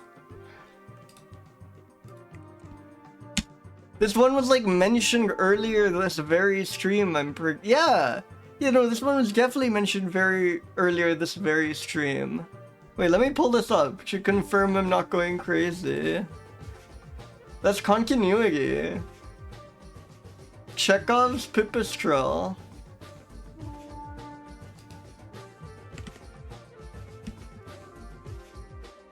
Because this was the one we got earlier today. And if I go to the GBIF page for this one,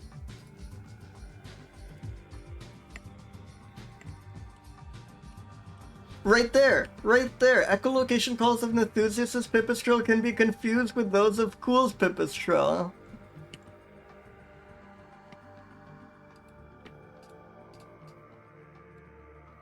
And this is exactly what we wrote. Sorry, I'm probably like freaking out way too much about this, but this is like the first time in memory that a mammal mentioned earlier in the stream just appears later. That is awesome. That's so good. Rare and infrequent visitor to Britain. Can you blame it?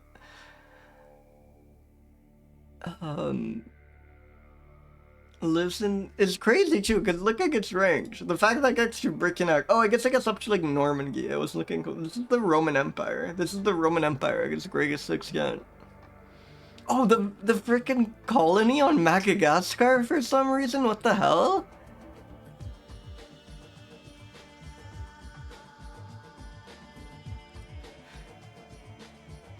How did it get there? What's it doing there? I just like Oh, the Madagascar area is aberrant. Maybe P. asparagus or something like that.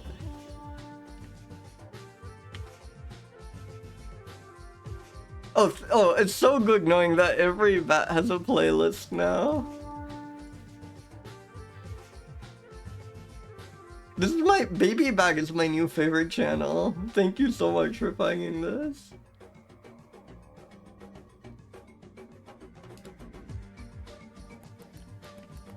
Oh, it's so cute. Look at it like headbang. It's like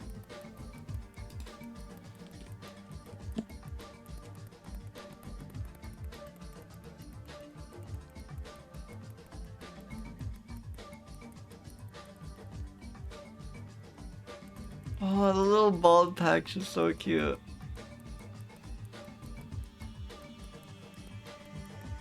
Crazy noises it's making, like just like clicking.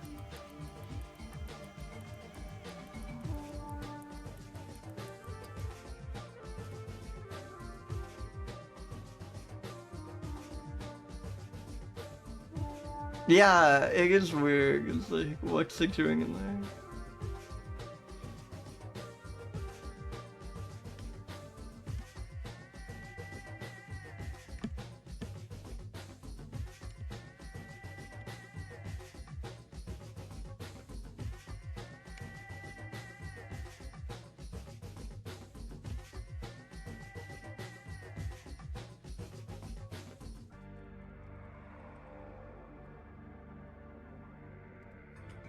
Let's check images for this. I mean, this image is already pretty spectacular.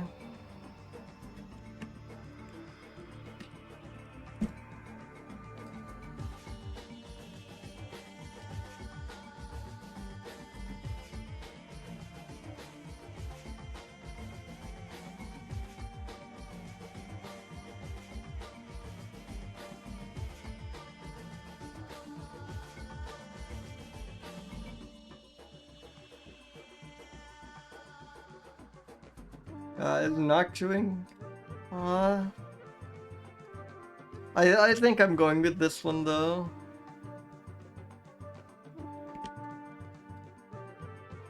This one is really good.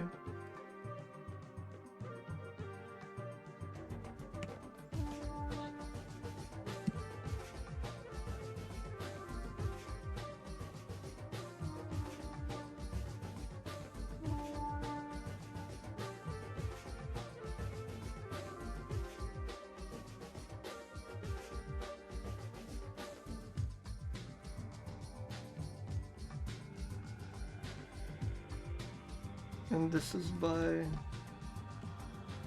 Leonardo Secchilio 86.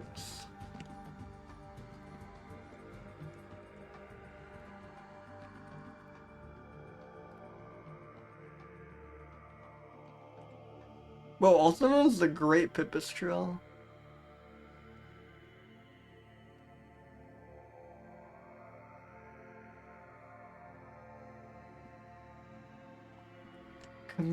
Commuting flight is significantly faster than foraging flight. Unpredictable but rather agile.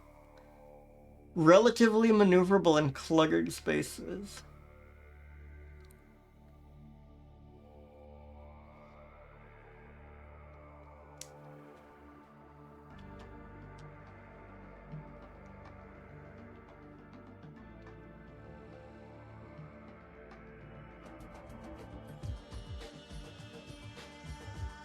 Another one that eats non-biting midges. So I think the last one was just the previous bag in this genus, so it kind of makes sense.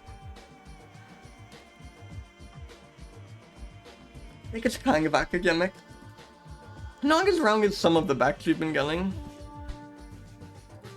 It's quite photogenic. I hope so. It doesn't look bruised here.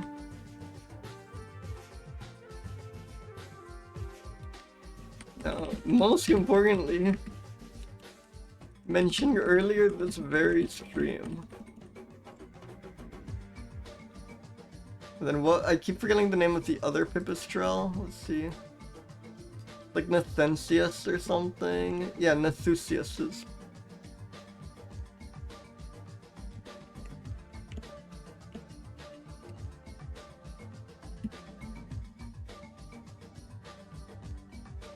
A similar echolocation called to Nathusius's pipistrelle.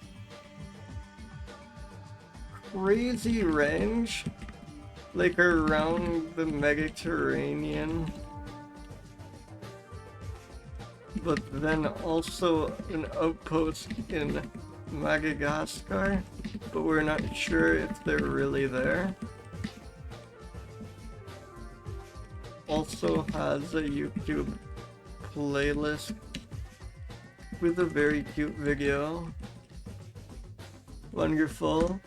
Cool's Pipistrellus.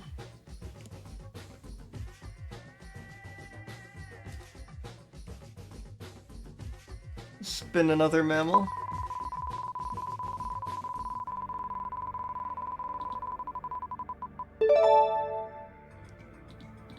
Brucepattersonius, very fake genus name, very clearly named after Bruce Patterson. This stuff kind of pisses me off. Like, just call it Pattersonius. We'll all look it up and see it's named after Bruce Pattersonius.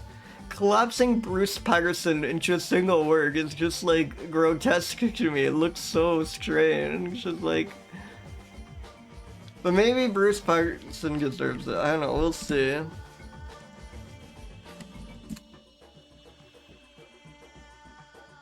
Acrodont, so it's like a little mouse thing, like a grass mouse.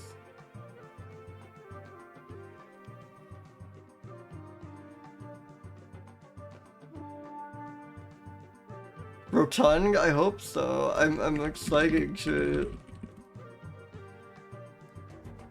Iheringi's Brucey. Brucey for the Brucepattersonius is an awesome name.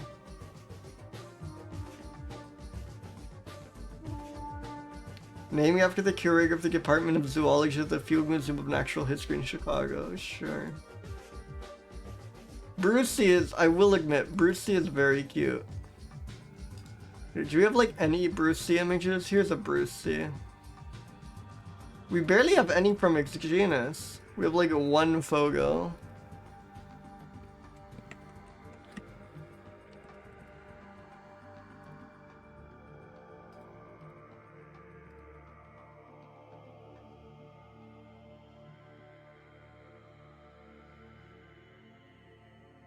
Hey, welcome Akasumas. Yeah, that was the little guy.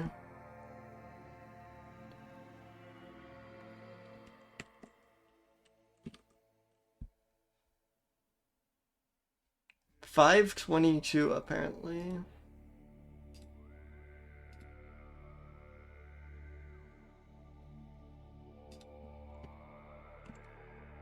He looks quite grouchy. I like that.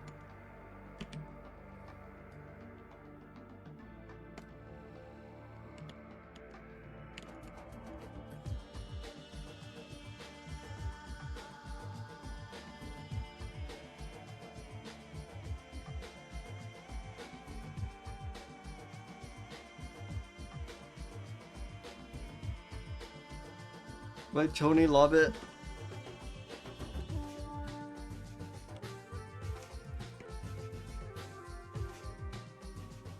Oh, do you potentially have been... It's weird because, like, when I Google it, there's nothing. I'm excited. Oh my god, grapevine. Thank you. Oh, it is very rotund. Oh, this is such an unfair photo. Like, it's clearly depicting the same species, but come on. This thing is so much cuter than that.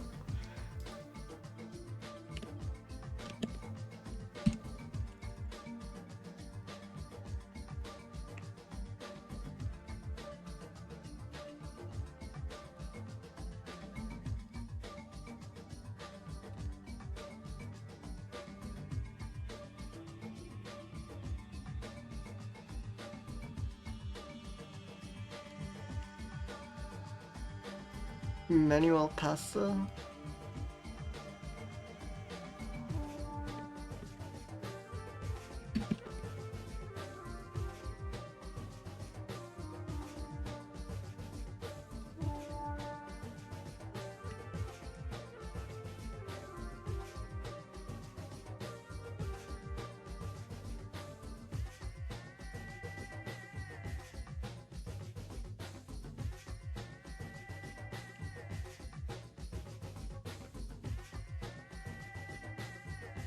Nocturnal, they've tried to burrow under litter placed in cages. Rocky borders of sylvan streams well covered by dense understory of bamboo. That's beautiful.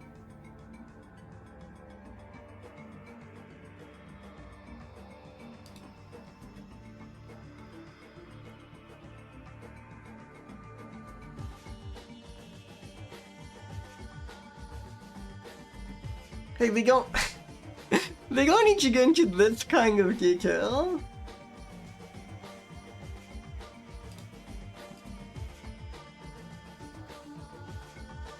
Ears are comparatively large, hell yeah.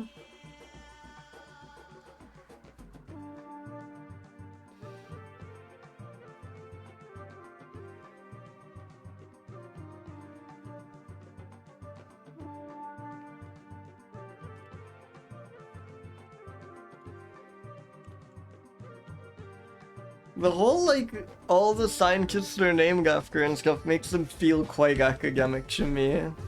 Round, like, 247, I think, does not get much rounder than this. I think that's quite photogenic. That's a very cute image. Does not seem bruised at all.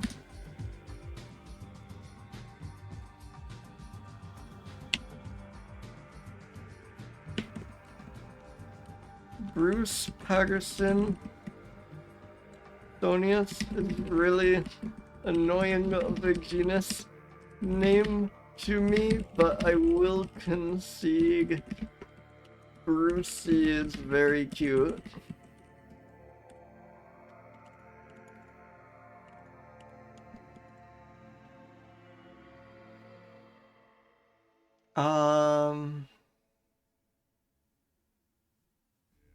Rocky borders of sylvan streams well covered by dense understory bamboo is also wonderful.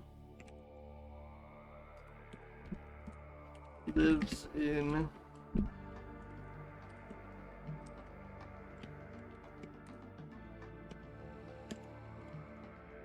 perfect. Alright, let's spin a mammal.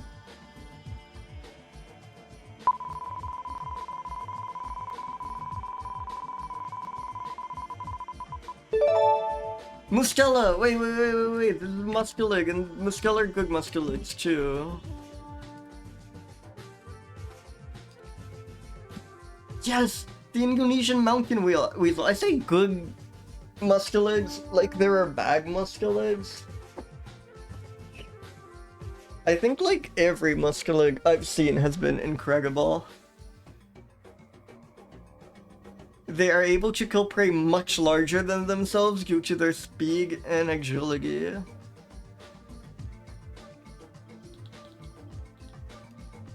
It's crazy that the like weasels are the ultimate hunters. Like the goofy little musculids are like extremely adept killers. Recurring theme of today's stream.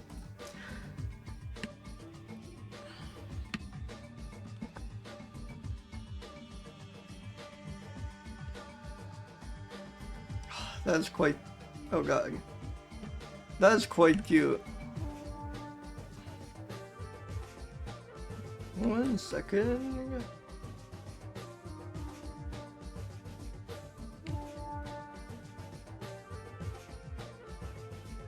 Yeah, hell yeah.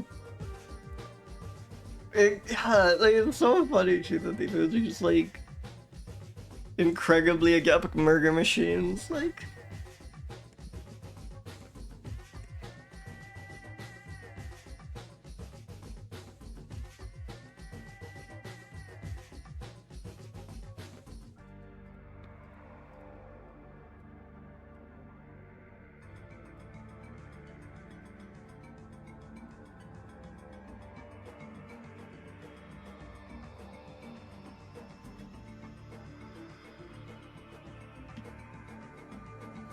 No, I have not seen the first Google result keeping art drawing.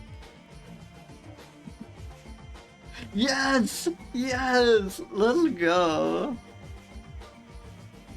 I'm really curious by which process they chose this particular weasel. But I like to think like, yeah, Kogi the Indonesian mountain weasel.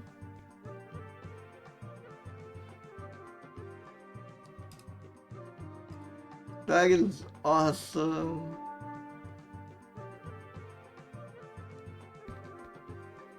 That is so good.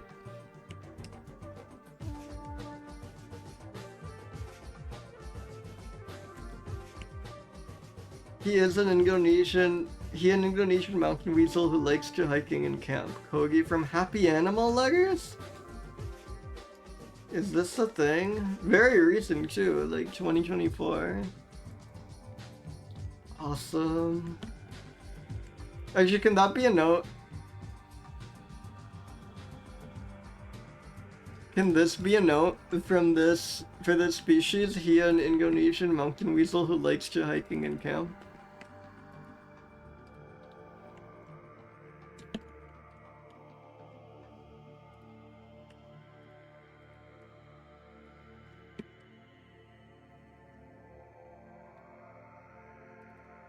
This thing is awesome.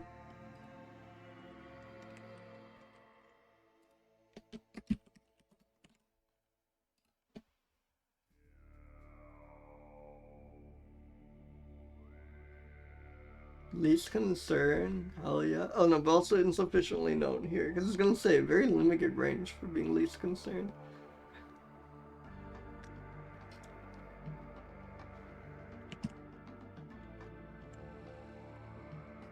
I'm gonna say like we know very little about this creature, so it's not very academic.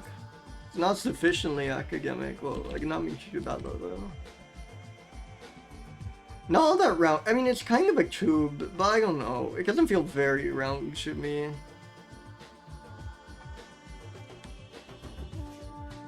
Like, not spherical enough. It's very thin.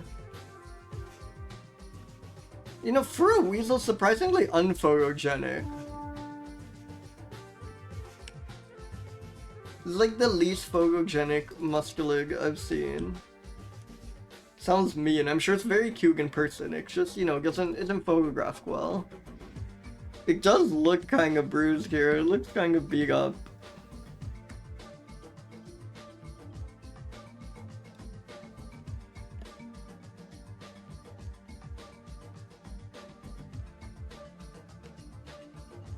Able to kill prey much larger than them due to their speed and agility. Wonderful. Let's spin another mammal.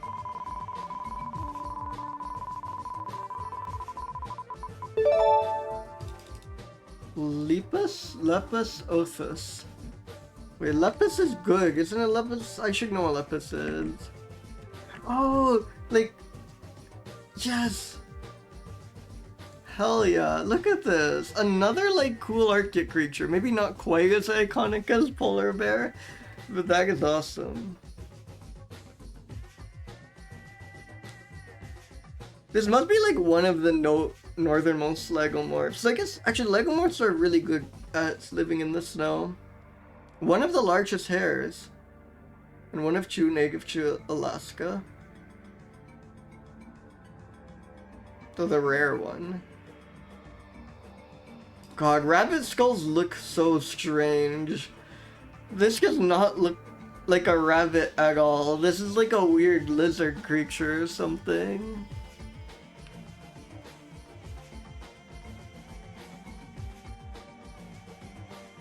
They are eaten by polar bears, so that is another mention of an earlier creature, but a bit less surprising.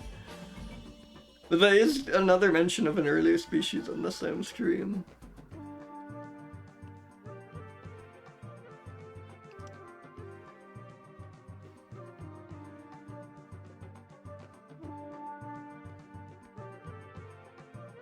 They use their feet for defense against predators, notably birds of prey, which attack from overhead. One of the largest legomorphs.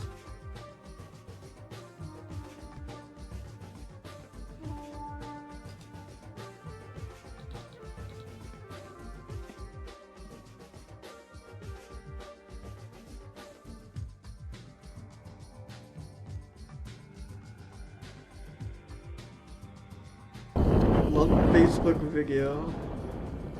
Just give me a close-up of the hair. No. Oh, there we go, that's quite cute. Look at it escape into the wild. Look at those black feet, that is wonderful. God, it really blends in.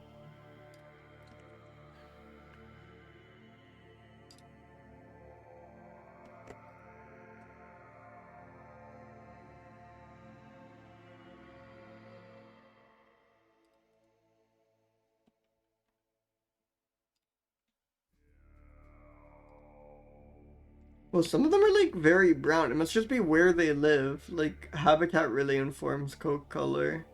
It's only the ones that really live in snow that have that like incredible bright white fur.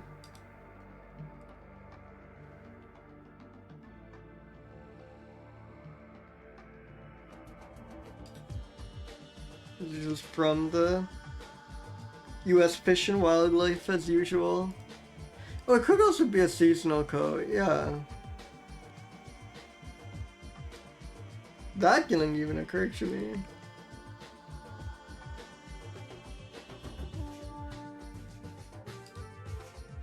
But that makes a ton of sense.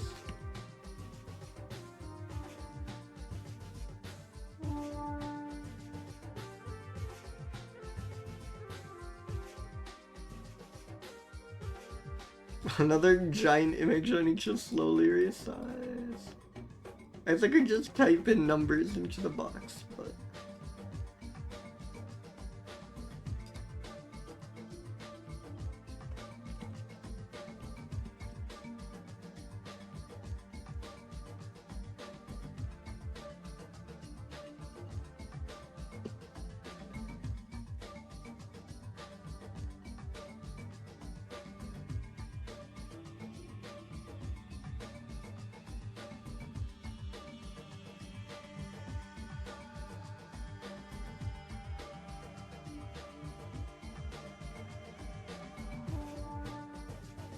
Lives in dense alder thickets.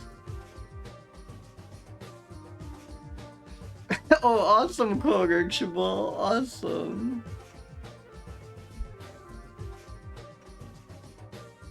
Mainly in April and May, it mostly eats shrubs. In spring, they feed at the edges of melting snow patches where crowberries from the previous summers were abundant. Once captive Alaskan hare seldom drank water. Interesting.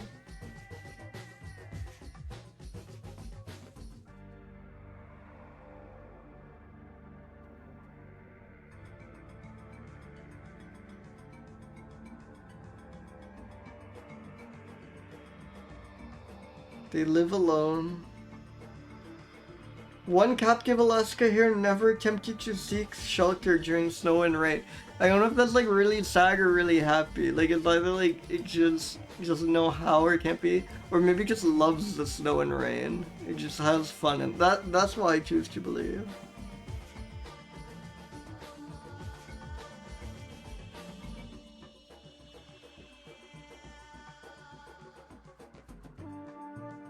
Yeah, it does have a winter coat. That's really cool. Winter pelage is white, except for black ear tips.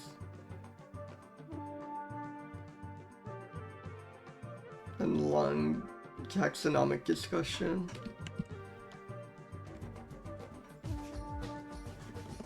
Academic.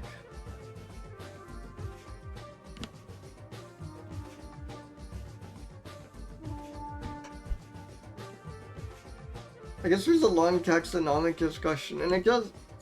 Rabbits and hares always look wise to me. It's like fairly academic. It's very round. It's really photogenic too.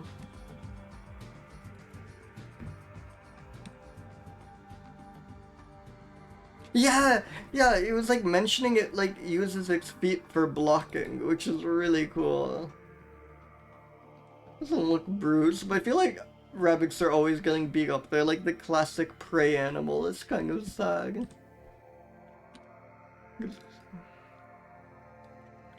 One of the largest legomorphs. Uses feet for defense.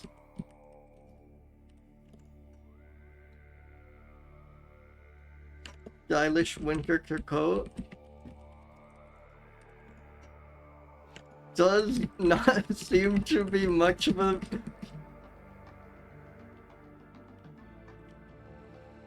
garden destroyer up in the Arctic.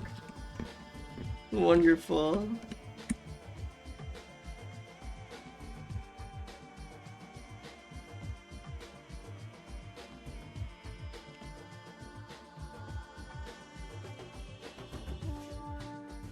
Let's spin another mammal.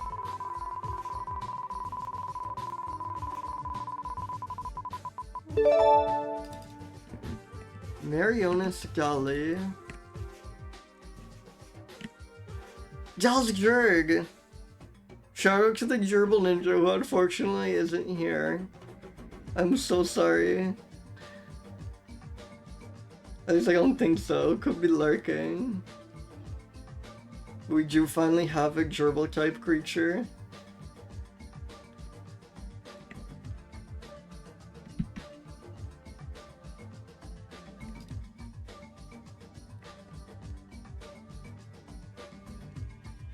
Oh, oh, that is so cute.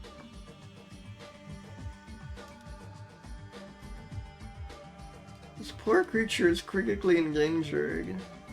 Look at it. Please help save Galsjurg.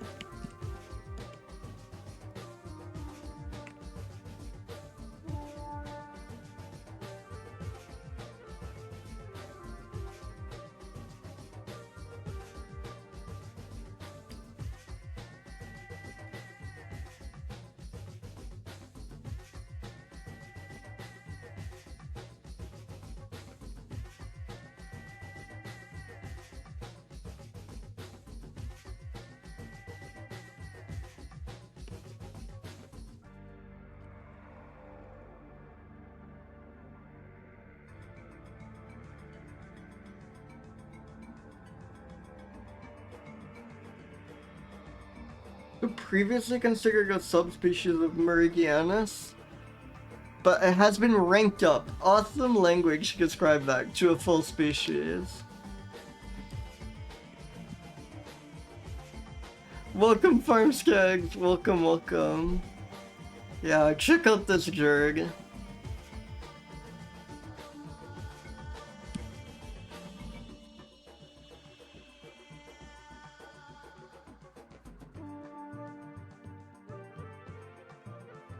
Nocturnal, more active at dusk and later in the evening.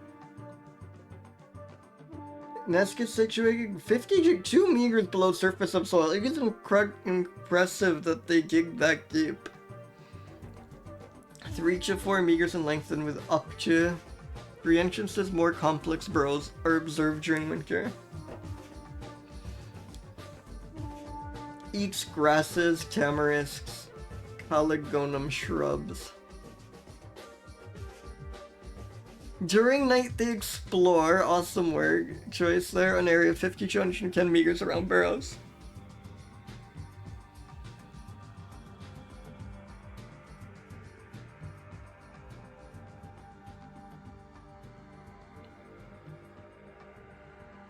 Galsjurgs eat principally green vegetable matter and seeds. They may store seeds in their burrows.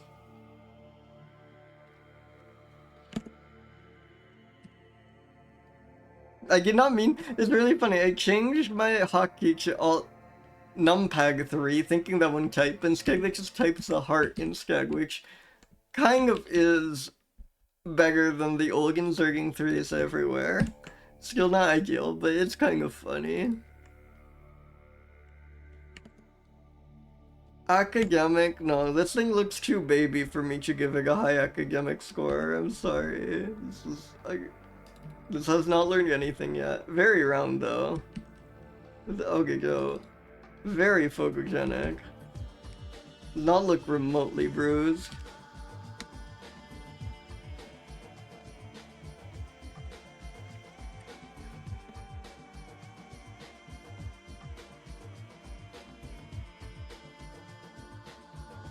Extremely rare. Complex of burrows. Recently ranked up to species Skagus. Wonderful.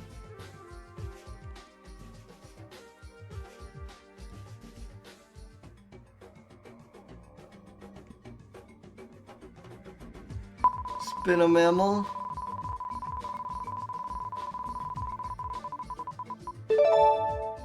Tamias sibiricus, some Siberian creature. Tamias, maybe? Yes, Siberian chipmunk, also called common chipmunk. Wait, common chipmunk? What's with the fucking, like, hit marker on Japan? I guess it's for emphasis? Yeah, we keep getting, like, very tundra creatures. This is an insane choice of depicting this.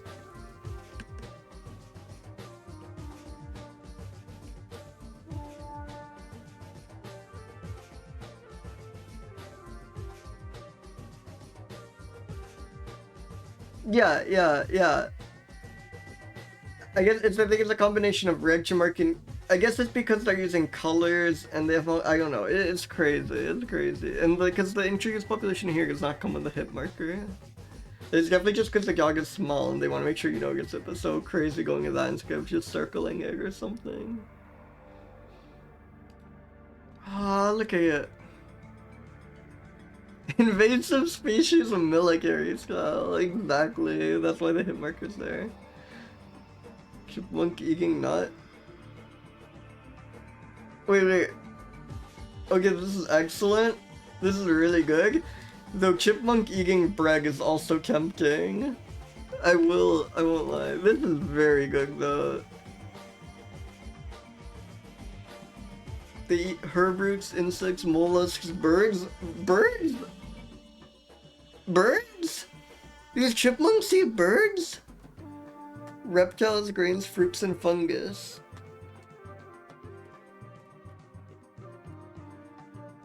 Can you believe that? I do not believe that. What the hell do you mean these things eat birds?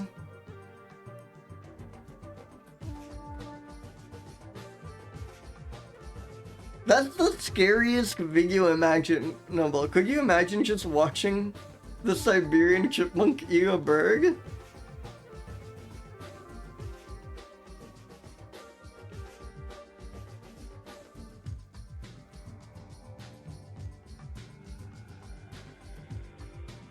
Yeah, in flight. Some people keep Siberian chipmunks as pets or sell them for their fur or other body parts. Other body parts is so ominous there. They may eat crops and damage gardens. They cause serious economic damage to grain fields and orchards. Hell yeah.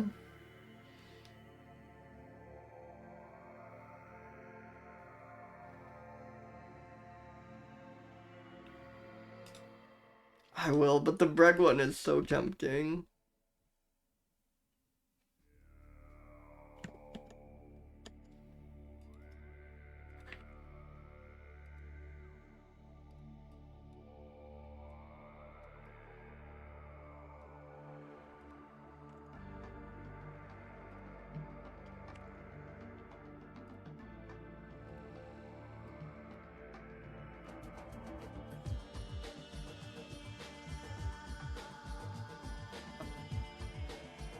And this is one of those introduced Japanese ones. Oh, there's a whole gallery that they took.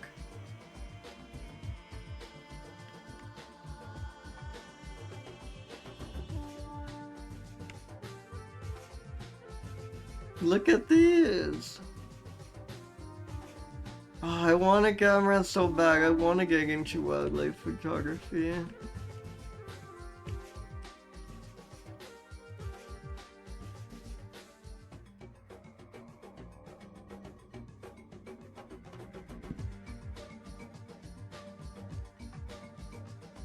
Wait, this is sorry, I missed this.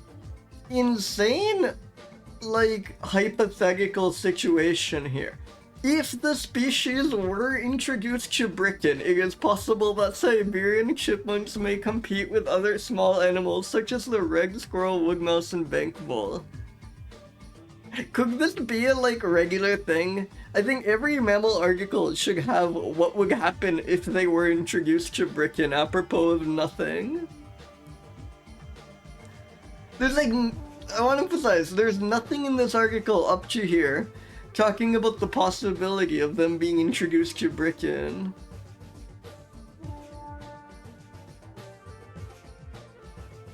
And they are not in Britain.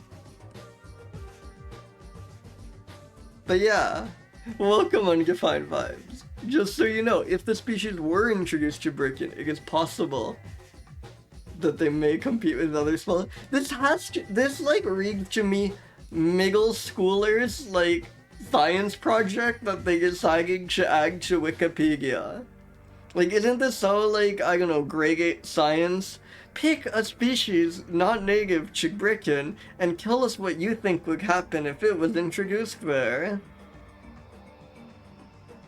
This is awesome. I'm like scared to like look at this citation because it could like ruin the magic and like give the context for this. Yeah, exactly.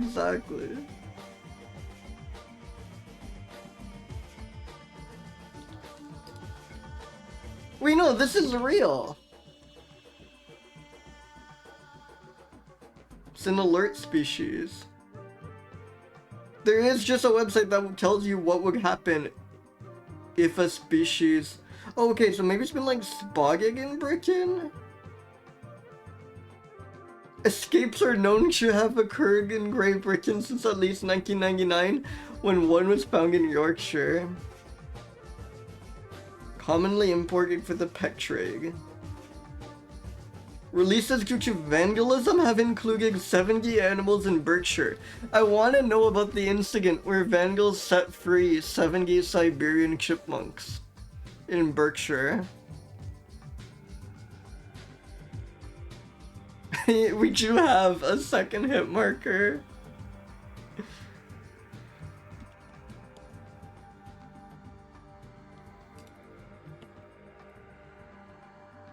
It does not strike me as an academic creature. It does strike me as a round creature, though.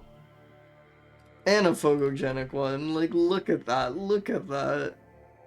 And this wasn't even, like, the clear winner. There are other really... We should just, like, check out the Inacculus page. What am I doing? There's gonna be gold there. I really hope they were. I hope other rodents set free the Siberian chipmunk. Inactive Eutymus they've been moved to. Check out this image. Look at this. This is so photogenic. Wait, because GBIF still have them under Tamias, or is GMIF? No, GBIF has also moved. No, GBIF has them under Tamias. Look at this.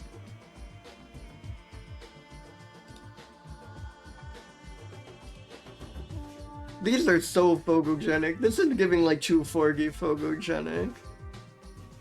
It's kind of unfair because as a common species, they've had many more opportunities to be photographed, but I don't care. I cannot give something that looks like this, like not a 240.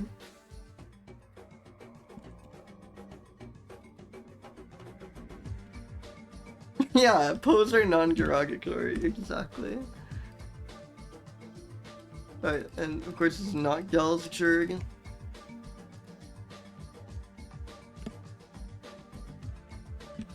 Siberian chipmunk.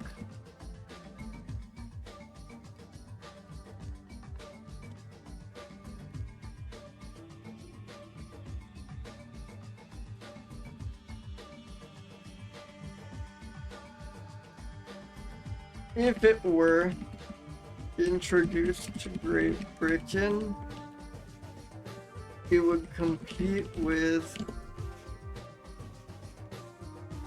It might compete with bulls. Vandals?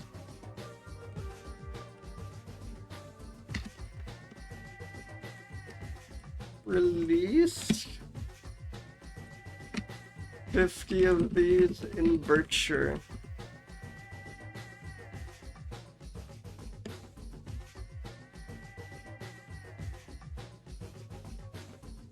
Common pet.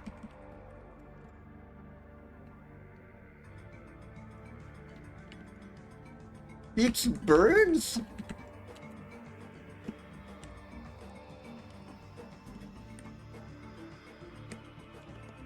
Also bred.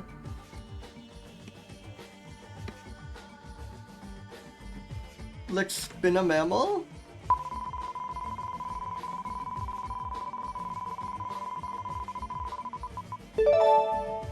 Molossops mattogrossensis. I might call it on this one for selfish reasons because there's a stream that's currently happening that I want to catch as much of as possible. So I think I might call it here. Also because I started late, so this is around when I normally am gonna be getting hungry pretty soon, and dinner's gonna take a while to prepare today.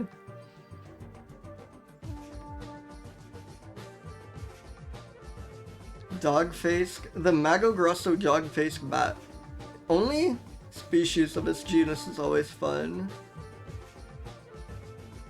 Oh yes, it's been moved. It's now the Neoplagomops, but I wonder how Gibbet will classify it.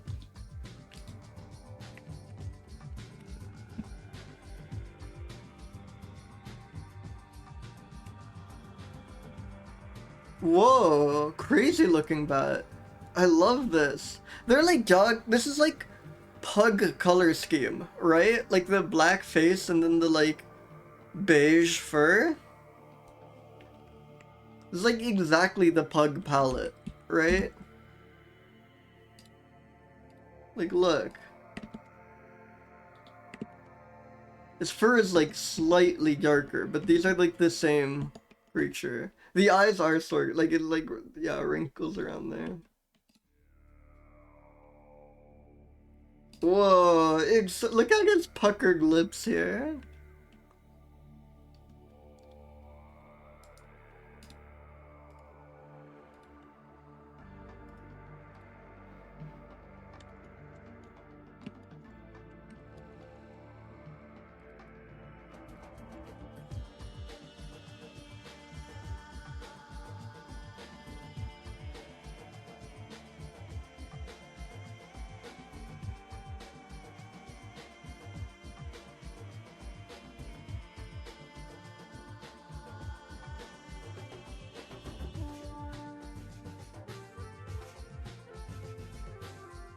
Robert, no, does not have a playlist. Brutal. Do you think Bat Baby or Baby Bat takes requests?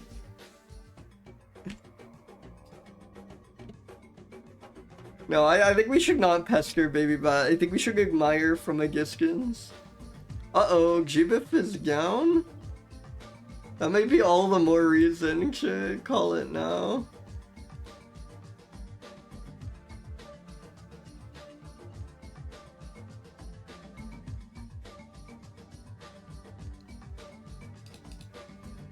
Okay, it's back up, but that's a little scary. What's their status?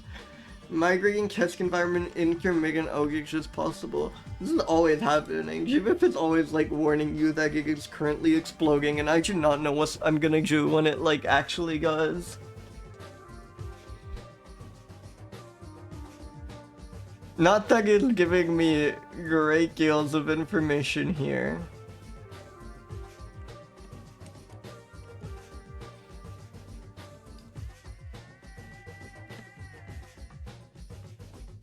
Macho Grosso dog-faced bat.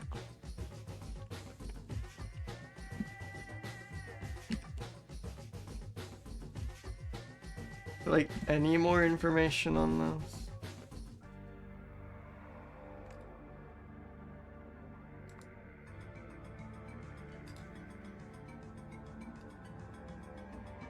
Oh, here we go. Mammalian species.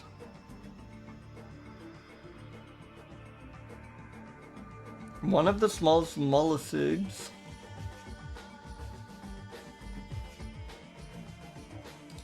Forearm granulations. Which we don't know why it has those.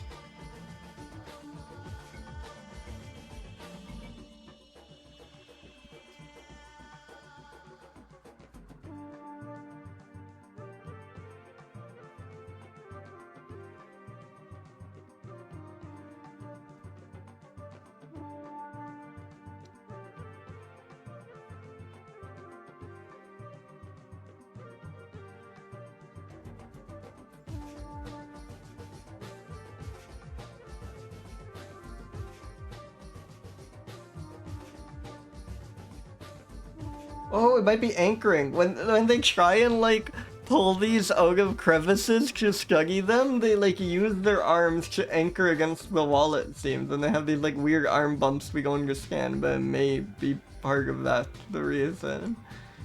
Incredible. Capable of consuming both soft and hard-shelled food items.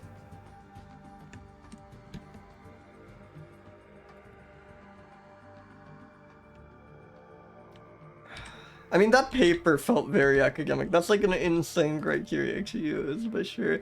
Not as wrong as a lot of these bags. Yeah, could you imagine if the Bat Baby should just like Baby Bat YouTube channel should branch out and make us all playlists? This is a very good photo. I think it deserves photogenic credit for this. Not really bruised. Mysterious. Oh yeah, pug color scheme. Mysterious for arm bumps. When we tried to snatch these guys from their crevices, they seem to like latch on to the walls with their arms, and that might be related. Awesome.